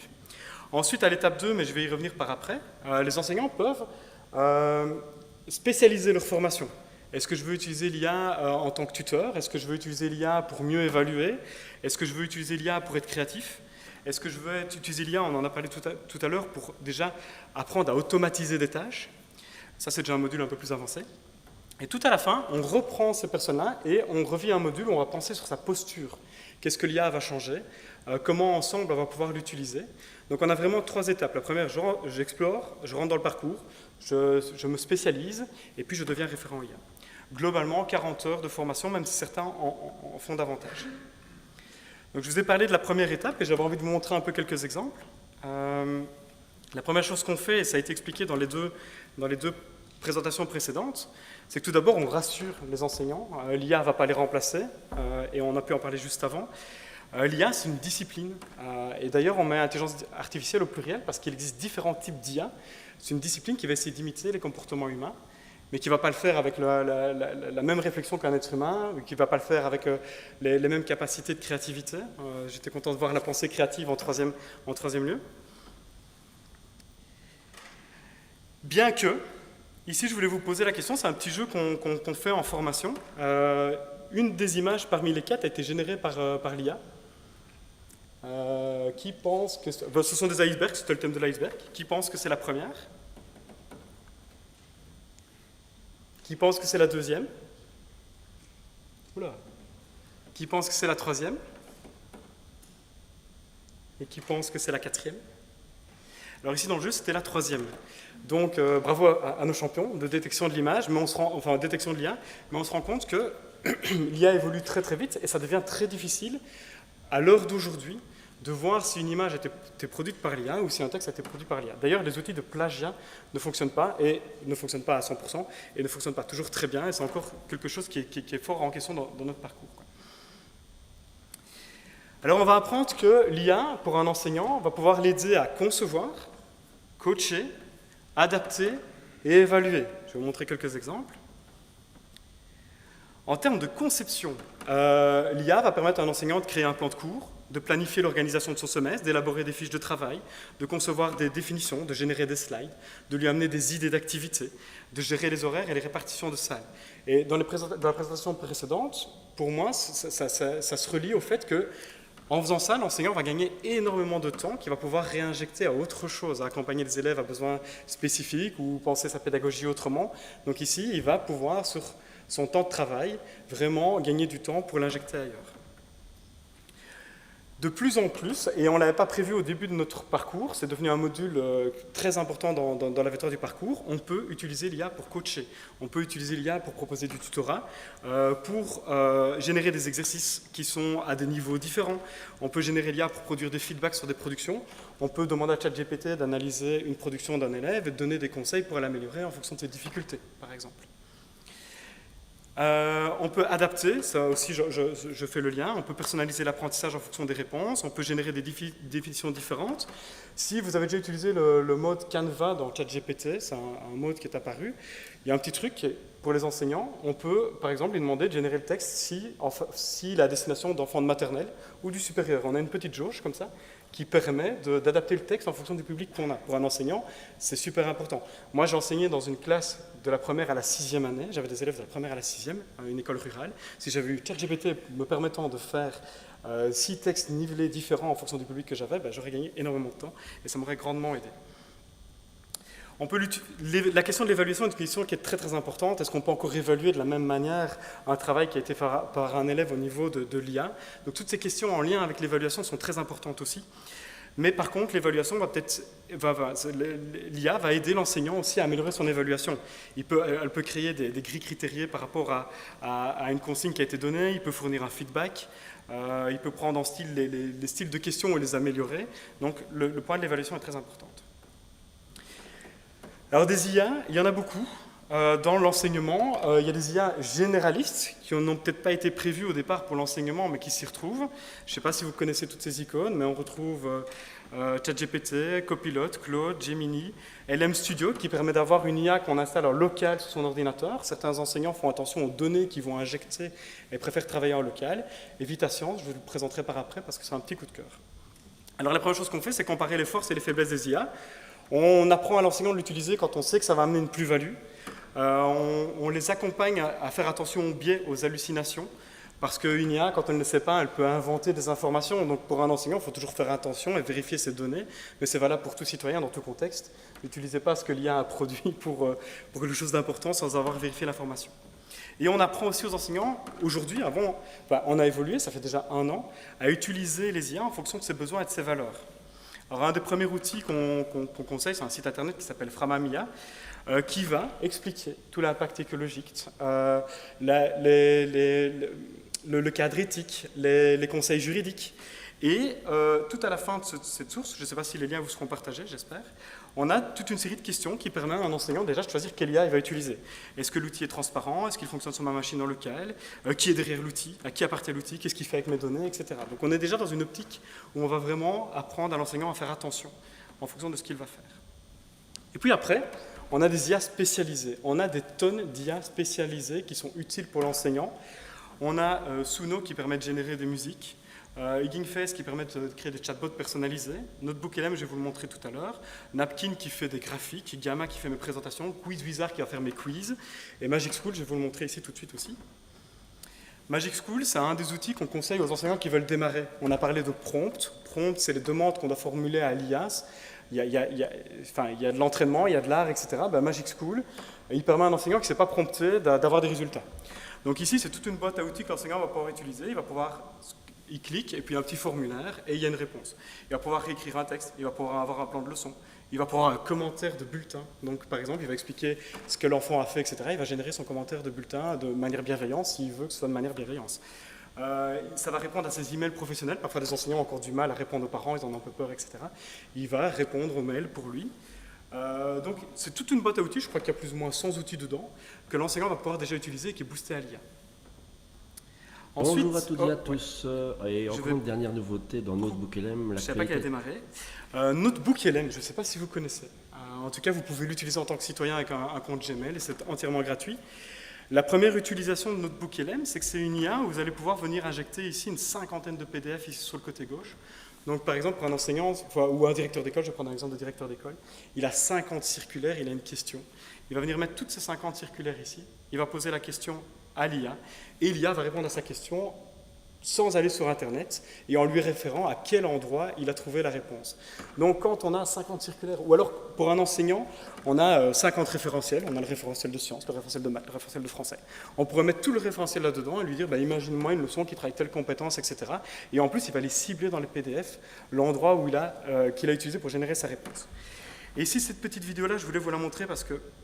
L'actualité est assez chaude dans les outils d'IA de Google pour l'instant. Donc depuis hier, je vais passer un tout petit peu parce que Google déploie la possibilité de créer des cartes mentales dans NotebookLM. Donc ici, regardez, j'ai créé un NotebookLM avec comme source Ce que j'ai envie de vous montrer, c'est que l'IA évolue au quotidien. Ça, c'est apparu la semaine passée. Quand on forme à l'IA en tant que formateur, on doit revérifier tous les outils la veille parce qu'ils changent tout le temps et il y a de nouvelles fonctionnalités. Ici, on montre qu'on va pouvoir créer des cartes mentales. Je vais vous laisser montrer, ça prend quelques secondes. Vous voyez ici, il a fait son boulot habituel et on va se faire un petit peu de place. Voilà. Donc il a mis un document, il pose une question et il clique sur carte mentale. Si je clique dessus, vous voyez ici qu'il est en train de générer cette carte mentale. Voilà, je pense qu'elle est déjà faite, ou presque, là voilà. Et donc il va générer toute une carte mentale en lien avec la question que je lui ai posée. Donc elle est tout à fait dynamique. Elle est dynamique, on peut la exploiter. NotebookLM génère aussi des podcasts. Donc vous allez par exemple, vous allez travailler une leçon sur, je ne sais pas moi, la photosynthèse, vous allez lui demander de faire une synthèse en podcast, il va vous générer un podcast de 15 minutes qui explique tout ce que vous lui avez demandé, et vous allez pouvoir réutiliser le podcast de manière éducative. Ou comme moi en voiture si vous voulez rentabiliser le temps des podcasts. Ensuite, l'enseignant, donc ça c'était la phase exploratoire, il va se spécialiser. Il va choisir des modules d'apprentissage spécifiques. Ici, j'avais envie de me focaliser un peu plus sur le module de tuteur. On va apprendre un enseignant qui peut apprendre à ses élèves, parce que c'est ça aussi l'important, c'est qu'il va le exploiter en classe, à utiliser l'IA comme tuteur. Je suis enseignant, je souhaite maîtriser davantage l'intelligence artificielle, agis comme un tuteur, apprends-moi la différence entre intelligence artificielle, machine learning, deep learning. Et là, on va voir qu'on a toutes des explications qui vont pouvoir être générées et utilisables. Mais on peut le réutiliser en classe pour un enfant qui a les mêmes difficultés. Claude AI va peut-être un peu plus loin.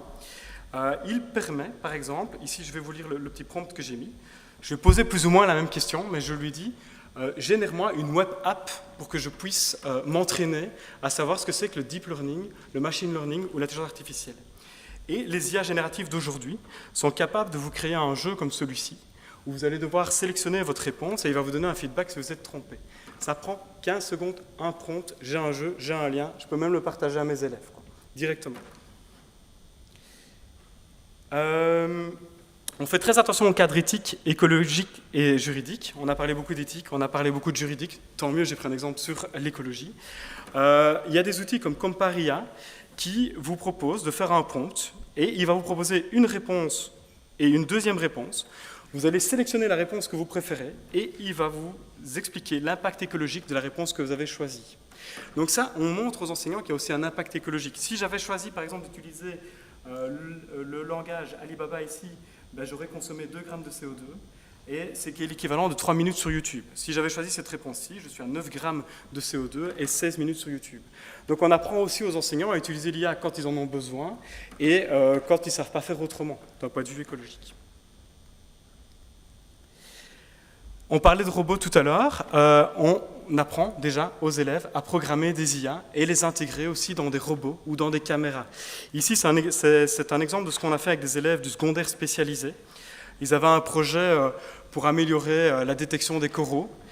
Ils ont imprimé des coraux en impression 3D et puis ils ont programmé une IA qui reconnaissait si les coraux étaient colorés ou blancs. Parce que généralement, un coraux qui est malade, il est blanc. Donc, on apprend déjà aux élèves à intégrer des données, à entraîner un modèle et à l'intégrer dans une caméra et en faire de la robotique. Alors, VitaScience, si jamais vous avez des enfants ou des élèves qui ont besoin d'utiliser l'IA, vous pouvez leur proposer d'aller sur VitaScience. C'est fait pour les élèves, c'est RGPD, ça ne collecte pas les données des enfants, c'est bienveillant et les enfants ont accès à un chatbot, à une génération d'images, mais aussi ils peuvent entraîner une IA. Mais voilà, c'est un des outils qu'on conseille directement à utiliser en classe. Enfin, on récupère tous ces enseignants qu'on a formés. Et on va, dans le module final, vous voyez, on a déjà quand même beaucoup de réflexions en termes d'écologie, juridique et de cadre éthique, etc. On réfléchit vraiment à la posture de l'enseignant. À quoi je sers si l'IA ? Non, l'IA, elle ne peut pas donner du sens, elle ne peut pas être autant créative que toi. Des enfants qui sont entourés de ressources resteront ignorants, ils ont besoin de l'enseignant pour avancer aussi. Par contre, tu dois devoir changer, ta posture doit changer. Tu ne peux plus évaluer comme avant, tu ne peux plus leur demander des devoirs comme avant, mais tu peux aussi faire du tutorat, tu peux aussi faire du coaching, tu peux remédier, tu peux te différencier, tu peux gagner du temps sur tes tâches administratives. Donc vraiment, la posture de l'enseignant est fortement impactée. À quoi est-ce que je dois faire attention ? Déjà, reconnaître que ça existe. Il y a encore beaucoup, on en a formé 2000, il y en a beaucoup qui attendent, mais il y en a beaucoup qui ne savent même pas ce que c'est que l'IA générative ou comment l'utiliser dans le cadre scolaire ou dans leur contexte professionnel. Donc la première étape, c'est déjà reconnaître que ça existe et déjà en voir les limites et les bénéfices. Ensuite, on doit apprendre aux enseignants à bien baliser ce qu'ils vont faire avec les élèves, parce qu'il faut toujours faire attention aux images qu'on va générer. Enfin, je vais venir un peu après, il y a des biais aussi auxquels il faut faire attention. Et accompagner vraiment l'élève dans son usage critique et leur apprendre à vraiment devenir performant dans l'art du prompt. Écologiquement, quand vous faites un bon prompt, vous avez beaucoup moins d'impact que vous en faites 10 pour arriver au même résultat. Donc ça, c'est quelque chose qu'on va apprendre aussi. Faire très attention aux biais, parce que les IA reconduisent les discriminations qu'on a dans notre société en fonction des données dans lesquelles ils ont été entraînés. Cette question ne marche plus, il faudrait que je la change, mais au début, quand on demandait de citer 6 personnes dirigeantes d'entreprises majeures, on n'avait que des hommes blancs, européens, américains. Le reste, ce ne sont pas des personnes qui sont capables de diriger une entreprise, en tout cas l'IA ne les prenait pas en considération. Donc il faut toujours apprendre aussi que quand on utilise l'IA, il va générer des informations en fonction des données dans lesquelles on a été injecté. D'où encore le fait de faire attention au modèle qu'on choisit et d'avoir un esprit critique à l'arrivée. Des bonnes pratiques, on apprend à l'enseignant de responsabiliser, de faire attention que l'IA peut perdre le fil, de faire preuve d'esprit critique. Ici, c'est un exemple qu'on conseille de plus en plus aux enseignants, c'est d'avoir l'humilité de mettre des codes quand ils ont utilisé l'IA, quand ils n'ont pas utilisé l'IA. Donc ici, mon PowerPoint, je l'ai fait sans IA, autrement j'aurais mis le petit code à côté, mais on apprend aux enseignants aussi à avoir l'humilité de dire, tiens, ça, je l'ai fait avec l'aide de l'IA, je l'ai fait totalement avec l'IA, parce que peut-être qu'en faisant ça, leurs élèves vont fonctionner de la même manière, ils vont plus tricher, faire tous leurs devoirs avec l'IA. Donc je pense qu'il y a une grosse responsabilité à faire aussi, ça passe par des petits trucs comme celui-ci. On en a parlé dans les premières présentations, des règlements au niveau de l'IA sont super importants dans les hôpitaux, mais aussi dans les écoles. La première chose qu'on fait aussi avec les enseignants, c'est de se dire, tiens, il va falloir que tu crées une charte d'IA d'utilisation dans ton école. Comment est-ce qu'on sanctionne un élève, voilà, toutes ces réflexions-là, comment est-ce qu'un enseignant peut utiliser l'IA, est-ce qu'il peut injecter des données avec le nom de mes élèves dans ChatGPT. Donc, il y a toute une réglementation qu'on conseille aussi aux écoles de mettre en place et se mettre d'accord autour d'un cadre. Enfin, je voulais vous le montrer avec notre book LM, avec la petite fonctionnalité qui a changé. Aujourd'hui, un enseignant doit mener une veille à jour. et de qualité. Ça change tout le temps. Ça change tout le temps. Les outils changent, les données changent, les modèles changent, l'apparition de nouvelles IA. Ici, si je pourrais vous partager les données, on a des webinaires qui sont accessibles à tout le monde, ils sont toujours en ligne, etc. Vous pourriez par exemple découvrir l'impact environnemental de l'IA, comparer les différents chatbots, cultiver l'esprit critique en classe, un peu plus pour l'enseignant, aborder les enjeux juridiques. Et ici, c'est une veille de deux de nos enseignants qui, au quotidien, analysent, enfin deux de nos formateurs, analysent ce qu'il se passe, les articles scientifiques, etc., pour qu'on puisse rester à jour. En conclusion, l'IA, oui, au service de l'enseignant, mais il ne faut pas oublier que les élèves l'utilisent aussi et qu'on peut l'utiliser avec les élèves. L'importance de développer l'esprit critique, de par le fait qu'on a des images qui sont générées, on ne sait pas les reconnaître, de par le fait qu'on ne peut pas donner un travail totalement généré avec l'IA sans le vérifier. Utiliser l'IA quand ça apporte une plus-value pédagogique, ça c'est super important. On conseille, si jamais tu dois simplement faire une recherche Google pour avoir une information, continue à faire une recherche Google, ça marche bien. Ne va pas utiliser ChatGPT pour faire la même chose que ce que tu faisais avec un navigateur. Pour moi, c'est aussi l'occasion de changer de posture. Ça fait peur. Mais je suis adepte des pédagogies actives, je suis un peu contre de l'évaluation traditionnelle, des fonctionnements traditionnels avec les enfants, et je pense que l'IA, elle remet tout en question. Et je pense qu'il y a un tournant que l'enseignement peut prendre, c'est justement changer aussi les choses qu'on ne faisait pas avant.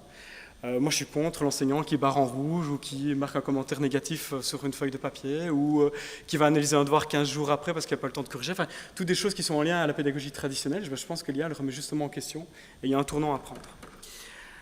Et l'importance de pratiquer une veille active et collaborative, parce que tout seul, on ne sait pas prendre en main tout ce qui se passe avec l'IA.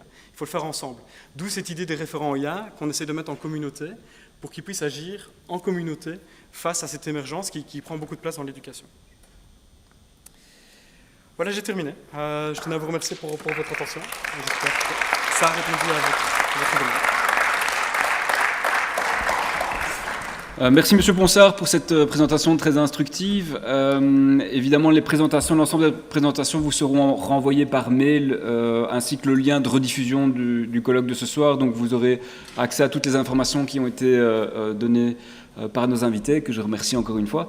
Ce que je vous propose maintenant, c'est de passer, parce que c'est quand même ça qui est important aussi, c'est de pouvoir échanger. C'est un petit débat, un temps de questions-réponses entre nous avec nos invités sur ces questions de l'intelligence artificielle. On n'aura probablement pas le temps de prendre toutes les questions, mais on continuera autour d'un verre dans la cafétéria du Parlement. Et donc, s'il y a encore des questions, elles pourront se poser à ce moment-là. Du coup, je ne sais pas si quelqu'un aurait une première question. Monsieur devant, je vous en prie, vous avez un micro devant vous et vous devez appuyer sur le bouton rouge de gauche. Bonjour. Je m'appelle Nicolas Lefebvre. J'ai travaillé chez Google à la construction des serveurs informatiques et j'ai été licencié parce que justement j'ai dénoncé ce qui se passait là-bas. Ce qu'il faut savoir là-bas, c'est qu'il y a 2000 ouvriers qui travaillent sous contrat irlandais qui ne savent pas travailler du tout et que en ce moment on est occupé de construire des gigantesques cubes en béton pour collecter l'eau potable pour refroidir les serveurs parce que le canal qui est à côté ne suffit pas à refroidir les serveurs. Il faut savoir que Google Europe, rien que Google Europe, qui est à Mons, va consommer l'équivalent d'une centrale nucléaire. Ça va rentabiliser plus ou moins 60 millions d'euros par jour. Moi, ce qui me fait peur dans tout ça, c'est l'argent numérique qui va arriver grâce à l'IA. On parle qu'au mois d'octobre-novembre, on va passer à l'argent numérique. Et donc, ce qui permettra de suivre tout le monde à la trace et surtout d'effacer les gens. Parce qu'à un moment donné, quand vous allez être contre le gouvernement, eh bien, on n'aura plus qu'à appuyer sur un bouton et on va vous effacer. Pour avoir été lanceur d'alerte, on m'a déjà supprimé 2 comptes en Belgique. Si on veut utiliser l'IA convenablement, on pourrait demander à l'IA où sont passés les 66 milliards qui sont disparus en 2023. Et pourquoi pas remplacer les gouvernements par l'IA, puisqu'ils sont plus intelligents, et demander comment réduire la dette, ou même effacer la dette publique, puisqu'on a une dette de 650 milliards. Est-ce que l'IA va réduire la dette de 650 milliards? Qui va payer les pensions? Qui va payer les chômeurs que ça va créer? Parce que moi, je m'excuse, mais je n'y crois pas une seule seconde que ça va créer beaucoup d'emplois, puisque Google Mons, c'est l'équivalent de plusieurs dizaines d'hectares, et il va y avoir une centaine de personnes. Juste, monsieur, pour que tout le monde puisse intervenir, je vous demandais de Ouais. peut-être passer à vos questions. Oui. Quid quand tout va être géré par l'IA, une panne d'électricité? Et ce qui me paraît très important, c'est de légiférer sur l'IA, de savoir qu'est-ce qui est l'IA et qu'est-ce qui est corps naturel. Et donc sur toute photo d'IA devrait apparaître un logo, parce qu'autrement on va être trompé. On va tous être trompés. J'aime bien aimer la question de Poutine qu'il a posée à Google sur l'IA. Il a demandé si l'homme avait été sur la Lune, et l'IA a répondu que non. Donc je me demande même aussi si les fusées d'Elon Musk, ce n'est pas que de l'IA. Et pour en finir, j'ai encore plein de questions, hein, mais Oui, mais pour finir, oui. je pense que Cassandre était complotiste. Merci. Je ne sais pas si quelqu'un veut réagir par rapport à ces réflexions. Il n'y a pas vraiment de questions. Je m'adresse à... Non, pas spécialement. Je vous en prie. J'ai oublié de préciser au début, mais essayez de faire court, comme ça on peut laisser la parole à tout le monde. Vous devez appuyer sur votre micro. Vous devez appuyer sur le bouton rouge. Oui, mais voilà. Celui-là? Voilà. Voilà. J'ai infiniment apprécié cette intervention tout à fait inattendue. Monsieur, vous dites qu'en octobre-novembre, la monnaie numérique arrive. J'espère que la monnaie numérique sera facultative et ne va pas être imposée à tout le monde. Ce n'est pas possible. Comment ça? Ah non. Christine Lagarde l'a annoncé, ça va être fait. On va juste pas faire un débat entre vous comme ça. Mais Juste est-ce que- non, intervenez, mais- posez votre question et puis on passe à autre chose. Ma question, et après j'arrête. La monnaie numérique pour tout le monde, c'est un scandale antidémocratique. Peut-on, monsieur, vous êtes politicien, vous dites qu'on peut interpeller les politiques. Moi, je vous demande à vous, en politique, que je respecte profondément, si oui ou non les politiques en Belgique et en Europe vont s'opposer à l'imposition de la monnaie numérique pour tout le monde. On a bien dit que la monnaie numérique allait advenir, mais c'est un portefeuille numérique qui était le libre choix du citoyen. Monsieur dit, je ne sais pas si c'est vrai, j'espère que non, que cette monnaie numérique serait imposée à tout le monde. C'est une véritable catastrophe. Et je pense même sur un plan humain, toute la misère du monde vient, notamment à Bruxelles, où on voit des gens partout. On ne pourra même plus donner une pièce à ces mendiants. Qu'est-ce qu'ils vont faire? Ils vont crever. Alors, s'il vous plaît, ça c'est vraiment le plus important pour moi. Enfin, c'est une des choses les plus importantes. Merci. Je pense qu'on a compris votre intervention. Donc vous posez une question aux politiques. C'est à mon avis une question intéressante qui se pose. Moi, je n'ai pas la compétence aujourd'hui pour y répondre. Et donc, je prends bonne note de votre intervention. Derrière ici. Merci Jonathan. Je me permettrai ce petit insert. Évidemment, vous êtes invité à prendre la parole, à poser vos questions aux intervenants. J'aimerais tout de même recentrer le débat et j'aimerais que les questions soient en rapport avec le thème de ce soir et que l'on ne digresse pas, sinon on risque de s'égarer. Je vous remercie par avance. Et si vous avez d'autres débats, on peut les faire à la cafétéria devant.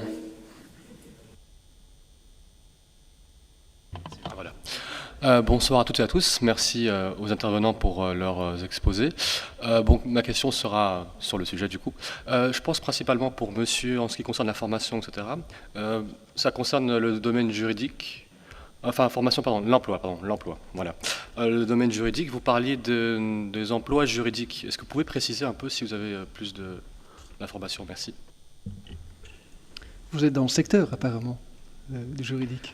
Seulement étudiant, mais du coup, je D'accord. prépare l'avenir et c'est pour ça que je vous pose la question. Mais il se fait que le secteur juridique brasse des quantités de textes et de données, et de lois et de jurisprudence, ça fait une tonne de données qui est naturellement tout à fait une mine d'or quelque part pour l'IA. Il y a d'ailleurs pas mal de jeunes start-up, en fait, même belges, qui se sont développés et qui se concentrent justement sur le secteur juridique et qui apportent des solutions pour des avocats ou même pour des juges. Alors toujours à prendre avec beaucoup de pincettes et de sens critique, hein, donc ça c'est clair. Mais ça va aider énormément les juristes, les avocats et même les juges dans leur métier. Des exemples concrets. Il y a Clausebase, ça s'écrit C-L-A-U-S-E-B-A-S-E. Donc eux proposent même des types de contrats et comment est-ce qu'on les fait par rapport à des prompts. Il y a Henchman aussi, qui a été racheté, je crois, récemment. Ce sont toutes des startups qui grandissent vraiment bien, surtout Henchman. Voilà, ce sont deux qui me viennent maintenant en tête. Ce sont des startups dans ce secteur-là qui développent des solutions IA pour le secteur juridique. C'est vraiment un secteur en plein développement. Hein. Donc c'est vrai que vous êtes étudiant maintenant et c'est génial que vous soyez ici et que vous vous posez la question parce que la façon dont vous allez effectuer votre job va être quand même assez impactée. Donc c'est bien de se former maintenant, en effet. Oui. Bonjour, merci à tous pour vos interventions. Ma question est un peu plus terre à terre. Vous avez dans une des slides de la première intervention, il y avait écrit la Belgique future puissance d'IA. Mon interrogation est principalement sur le fait que comment peut-on devenir une puissance d'IA quand la puissance cumulée de calcul belge n'atteint que, je pense, les 10 pétaflops, pardon, comparé aux millions de teraflops, par exemple, américains. J'imagine que c'est une question pour moi. Donc, j'ai mis une slide en disant que nous avons le potentiel d'être les meilleurs en IA au monde. Pour être les meilleurs en IA au monde, il ne faut pas forcément avoir de la puissance de calcul, il faut avoir de la bonne humanité. Et il faut avoir surtout des personnes qui sont motivées pour bosser dans le domaine et mettre en œuvre des projets qui ne se font nulle part ailleurs dans le monde. En Belgique, nous avons, en ce qui concerne la santé spécifiquement, je ne parlais pas des autres domaines, nous avons dans le milieu de la santé un écosystème qui bouge à une vitesse qui est juste incroyable. C'est ce qui me laisse penser que comparé à d'autres pays, nous avons réellement le potentiel de faire mieux et plus vite. Il nous faut un mandat de politiques qui savent ce qu'ils font. C'est tout ce dont on a besoin. Un mandat avec des gens qui savent ce qu'ils font. Du financement en termes d'intelligence artificielle en santé, de bonnes études, de bons projets lancés en collaboration avec tous les éléments de la quintuple hélice. Et nous avons un savoir en Belgique, des personnes, des académiques, des médecins qui peuvent faire vraiment décoller la Belgique en termes d'IA en santé. C'est à ça que je faisais référence. Pour le reste, de teraflop, voilà, c'est l'humain qui m'intéresse. Petite réaction encore ? Oui, rajouter un petit mot par rapport à cette question. Il faut bien suivre ce qui se fait au niveau européen. Parce que dans ce débat-là, ce n'est pas la petite Belgique qui va s'en sortir. Il y a des beaux projets européens qui sont en cours. On parle de AI Factories, on parle de HPC, High Performance Computer. Ce sont des projets qui se font au niveau européen, justement, pour qu'on puisse avoir une force de frappe avec un peu d'impact. Et c'est vrai que, bon, l'IA a quand même besoin de capacités de calcul pour les grands modèles. Et si on veut des modèles européens avec nos valeurs intégrées dans les modèles, on devra les créer nous-mêmes. Et donc, on aura besoin de ces centres de calcul qui le permettent. D'un autre côté, je tiens à nuancer, on voit quand même aussi beaucoup plus, en tout cas dans l'industrie, l'utilisation de plus petits modèles, ce qu'on appelle les SLM, les Small Language Models. Ils sont nettement plus efficaces, ils sont concentrés sur un certain domaine, par exemple la santé, par exemple tout ce qui est automobile ou tout ce qui est énergie. Ils hallucinent nettement moins parce qu'il ne va pas brasser tout l'Internet, mais il reste concentré sur les bases de données et donc il consomme aussi un peu moins d'énergie, même si le problème énergétique reste naturellement un problème poignant, ça c'est clair. En plus, ces petits modèles, on peut de plus en plus les faire tourner en local, c'est-à-dire sur de l'infrastructure locale. Et là, on va réduire aussi l'empreinte écologique en faisant ça. Donc, on descend quand même un peu plus dans les niveaux de calcul. Au lieu de tout faire dans le cloud, enfin, moi, je vois en tout cas une tendance dans l'industrie où on veut beaucoup plus faire en local. Voilà. Merci, monsieur, je vous en prie. Bonsoir tout le monde. Ma question concerne, je vous navré, j'ai vraiment oublié votre nom, mais si vous pouvez me le rappeler. Ok, super, enchanté. Ma question est la suivante. Je me suis permis de voir que vous aviez mentionné des sources provenant de McKinsey et de Goldman Sachs. Le problème étant qu'on ne peut pas vraiment dire qu'ils sont particulièrement impartiaux et indépendants, étant donné qu'ils financent massivement des projets liés à l'intelligence artificielle. Les chiffres que vous avez fournis sont principalement aussi pas trop alarmistes, et justement c'est là que je me pose la question de est-ce que vous pensez que McKinsey et Goldman Sachs sont suffisamment indépendants? Et j'ai une deuxième petite question, et elle sera très rapide. Est-ce que vous avez peut-être des statistiques d'organismes indépendants? Eh bien justement, j'espère que j'en ai cité avec l'OCDE, avec la Cour des comptes européenne. Ça me paraît quand même des chiffres indépendants, en tout cas des études indépendantes, à moins d'avoir des suspicions sur ce que fait la Cour des comptes européenne. Et l'OCDE, a priori, c'est quand même assez indépendant. Donc, par rapport à McKinsey, je suis tout à fait d'accord. C'est pour ça que lors de ma présentation, je crois que j'ai émis aussi une certaine réserve par rapport aux chiffres. Donc, on reste aussi chez Agoria très prudent par rapport à ce qui est annoncé. C'est pour ça aussi, dans mon premier slide, le hype qui a été créé avec tous ces chiffres, comme quoi l'impact sera fabuleux et que lié à ci et que lié à ça. Non, non, non, non. Revenons les deux pieds sur terre. Donc, mais c'est bien d'être critique comme ça, il faut absolument le rester parce qu'on dit un peu tout et n'importe quoi. Et en effet, rechercher... J'ai aussi mentionné l'étude d'ING. Je l'ai trouvée très très bonne, très équilibrée. Voilà. Donc j'essaye de mentionner des trucs qui font sens, tout en émettant des réserves quand il faut. Voilà. Alors on va repasser sur la gauche et puis on va revenir au centre. Oui, une question pour M. Briganti. Vous n'avez pas tellement développé finalement l'irremplaçabilité des médecins, même si je suis tout à fait d'accord avec le constat. Est-ce que vous pouvez développer un peu plus? Par exemple, vous avez dit que les études comparatives sur la performance étaient absurdes, mais sans tellement dire pourquoi elles étaient absurdes. Voilà, est-ce que vous pouvez développer un peu plus ce point? Bien évidemment, j'ai un conflit d'intérêt par rapport au remplacement des médecins, parce que je suis moi-même médecin, j'ai peur de perdre mon boulot. Non, je rigole. Mais il y a de plus en plus de fous, donc je ne m'en fais pas du tout. Mais la question est la suivante. Quand on fait une étude qui compare l'IA aux médecins, on compare des pommes et des poires. C'est comme si... c'est comme si on comparait effectivement deux choses qui ne peuvent pas être comparées de la même façon dans le contexte clinique. À titre d'exemple, pour prendre en charge un patient, il y a certainement une étape de raisonnement clinique, il y a certainement une étape de raisonnement diagnostique, il y a certainement une étape de recommandation d'examen complémentaire, de prescription de médicaments, mais il y a la prise en charge. Et la prise en charge, elle est faite par un humain.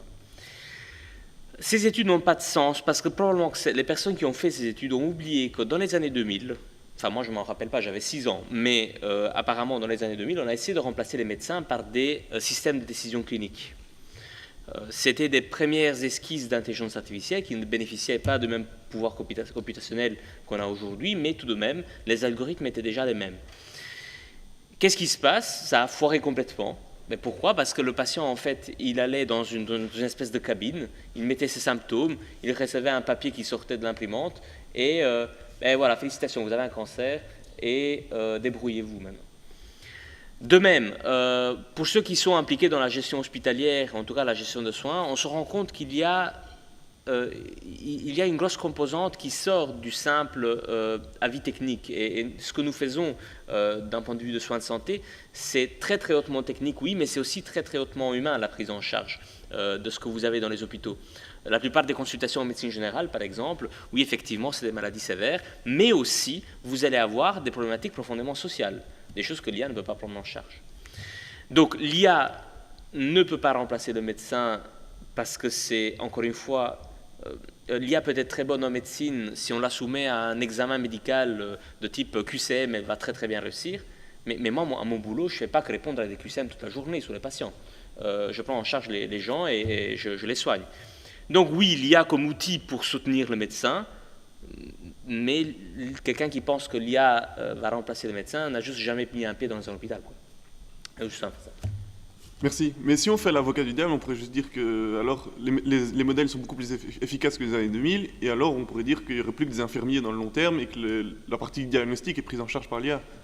Alors c'est une question très intéressante, mais je vais peut-être alors devenir un peu plus technique dans ma réponse. Quand vous développez un algorithme d'intelligence artificielle, déjà rien que pour le raisonnement diagnostique, vous le développez en collectionnant des données. La plupart des entreprises vont collectionner des données dans un hôpital. Mais disons que je vais à l'hôpital Erasme et je collecte 1000 radiographies pour développer un algorithme qui va me diagnostiquer un cancer, par exemple. Je développe l'algorithme, chouette, il a 98% de spécificité, 98% de sensibilité, 95% d'F1, bref, des scores qu'on mesure chez l'IA. Et puis, qu'est-ce qu'on fait? Ah ben chouette, j'ai fait une start-up capital risque, mes actionnaires demandent à ce que je commence à vendre, je vais aller voir un autre hôpital, disons le CHU Saint-Pierre, et je vais aller vendre ma solution. Ah ben, surprise, les patients du CHU Saint-Pierre sont tout à fait différents de l'hôpital Erasme, et en fait, mon algorithme, il baisse en précision. Donc déjà, de 1, à l'heure actuelle, je ne vois pas comment, rien qu'en raisonnement clinique, l'IA puisse dépasser l'humain sur base de raisonnement global et en termes d'exportabilité des résultats selon les sites hospitaliers. Alors aujourd'hui, nous sommes dans des situations où des algorithmes développés à Charleroi ne vont plus fonctionner à la Louvière, par exemple, et vice-versa. Donc rien que pour le raisonnement clinique. Pour le reste, les mauvaises langues diront que le médecin du futur, il est un tiers infirmier, un tiers assistant social et un tiers gestionnaire. J'ai tendance à dire que les gens qui disent ça, ils ont juste rien compris à l'histoire. Mais, pour répondre à vos questions de façon plus spécifique, ce que le médecin fait de son boulot ne se réduit pas au raisonnement diagnostique. Et puisqu'il y a toute une autre composante dans le traitement médical, j'invite à tous les gens qui font de l'IA à venir passer une journée à l'hôpital pour voir comment ça fonctionne, avant de dire des bêtises dans la presse. Oui. Merci. J'ai une question. C'est monsieur, et puis on viendra chez vous pour terminer. Oui, bonsoir. Donc en fait, c'est en complément de la question précédente, donc toujours monsieur le docteur en médecine, donc à savoir, quitte des erreurs médicales et de la responsabilité. Donc il faut savoir que dans les années 80, quand on a introduit progressivement donc l'informatique dans l'administration publique, quand il y avait une erreur, on vous répondait toujours, l'ordinateur ne se trompe jamais. Nous connaissons bien la suite, les bugs et compagnie, etc. Donc, alors je pose la question, qui de la responsabilité donc, en matière d'IA face donc, aux médecins et face aux patients? Et alors, deuxième question, c'est la question de la protection des données. Voilà. Merci pour la question. Alors, la médecine est un des seuls métiers où nous avons une liberté thérapeutique.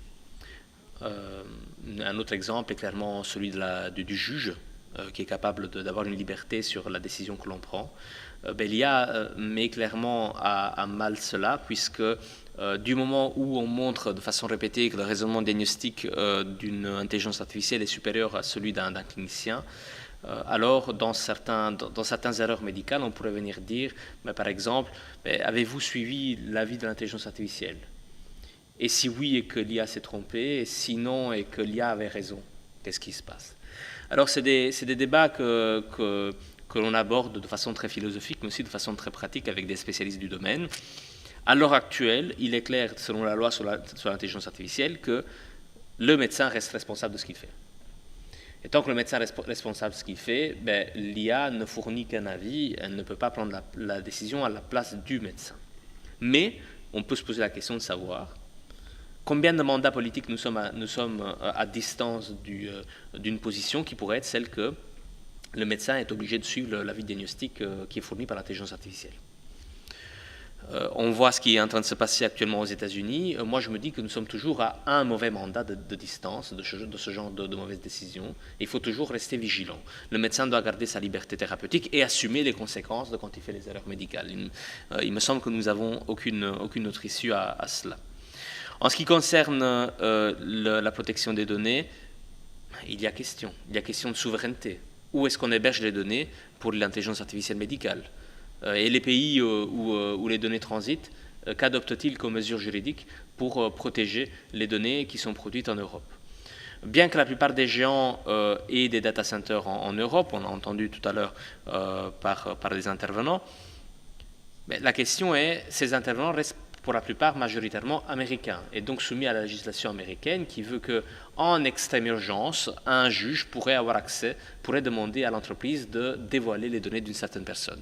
Alors moi, j'ai pas du mal à imaginer une jeune femme belge qui est en voyage au Texas et qui a eu un IVG en Belgique. Elle commet potentiellement un crime parce qu'elle poste sur X un statut où elle critique éventuellement un président en chair. on pourrait l'interpeller pour questionnement et on pourrait dévoiler le fait qu'elle a eu recours à un IVG. Quid? Puisque les données ont transité par un serveur, par exemple, américain. Moi, c'est des questions que je me pose. Mais à l'heure actuelle, nous n'avons pas d'alternative européenne d'hébergement de données qui soit sérieuse et qui soit accessible aux citoyens. Donc c'est un autre domaine, mais qui ne concerne pas le débat de ce soir, bien évidemment. Mais c'est des questions que je me pose. Voilà. Merci. Alors on va prendre une dernière question, une dernière intervention de monsieur. Oui, j'ai une question pour le médecin. Je suis également médecin.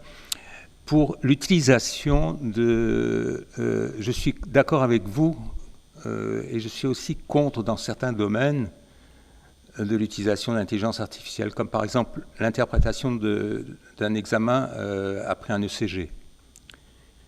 D'après un ECG. Et je peux vous donner un exemple médical. Le médecin trouve par exemple une onde Q en 2, 3 et AVF. Il y a à peu près 7 possibilités de diagnostic, d'après la recherche sur des centaines de livres. Alors, pour faire le choix entre le bon diagnostic, il faut qu'on puisse avoir instantanément, sur les 7 possibilités, quels sont les détails pour faire le diagnostic différentiel et faire l'examen immédiatement pour pouvoir éliminer telle et telle pathologie. L'IA ne peut pas le faire. C'est-à-dire qu'il faut que le médecin soit présent, qu'il ait devant lui le résultat de l'ECG, qu'il puisse prendre une décision relativement rapide, puisqu'il peut y avoir quelque chose qui doit être immédiatement résolu. Donc c'est seulement en voyant tous les documents devant lui qu'il peut juger. Maintenant, si l'IA lui donne simplement un résultat, il va passer à côté. Peut-être. Donc le problème du diagnostic par l'IA est dangereux parce que l'IA va donner un résultat et pas les 7 ou 8 résultats qui sont normalement à rechercher immédiatement. Donc on passe à côté et l'IA induit en erreur. Donc la décision, la responsabilité du médecin est engagée dans la mesure où il n'a pas toute l'information et la décision qui est prise est détaillée, qui peut détailler instantanément, parce que le facteur temps est important. Si c'est un infarctus, si c'est une hypertrophie, cardiomyopathie, etc., il doit faire le diagnostic. Donc, ou un problème de septal cardiaque. Petite réponse par rapport à ça. Les outils s'améliorent et actuellement, la semaine passée, donc notamment un géant technologique a dévoilé un outil où il y a la prise en charge de tous les documents cliniques du patient. Et donc, même si c'est le cas potentiellement pour des IA à qui on pose une question spécifique, ça change et c'est déjà changé. Donc, elles vont être réellement une aide clinique pour l'ensemble des documents cliniques du patient. Donc mais ça s'améliore. Il peut avoir des liens sur... est-ce que le médecin peut avoir par l'IA des liens immédiatement sur... sur des livres, par exemple, des documents, etc. Oui, ça existe déjà maintenant. Ça existe. Merci pour cette dernière intervention. Donc, le temps avance et on arrive tout doucement à la fin de notre colloque. Je remercie déjà évidemment beaucoup nos 3 intervenants d'une très grande qualité, je dois dire. Et avant de vous inviter à aller prendre un petit verre à la cafétéria qui se retrouve de ce côté-là, je propose à Maxime Timmerman, qui est président de Défi Jeunes, de conclure le colloque.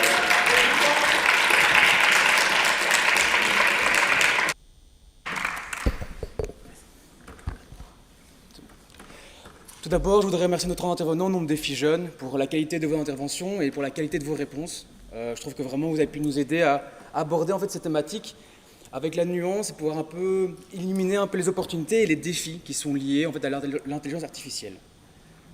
Le débat que nous avons aujourd'hui ne s'arrêtera pas ici.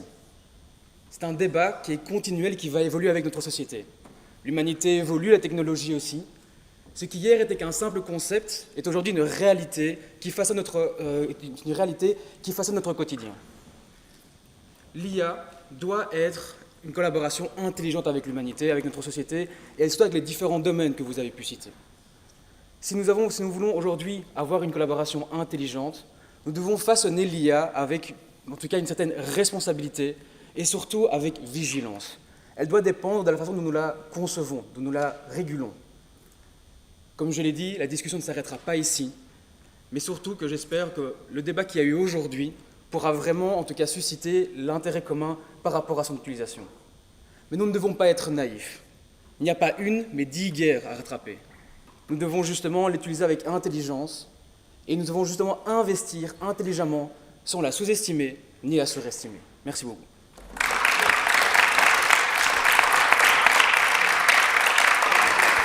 Voilà, merci à toutes et tous.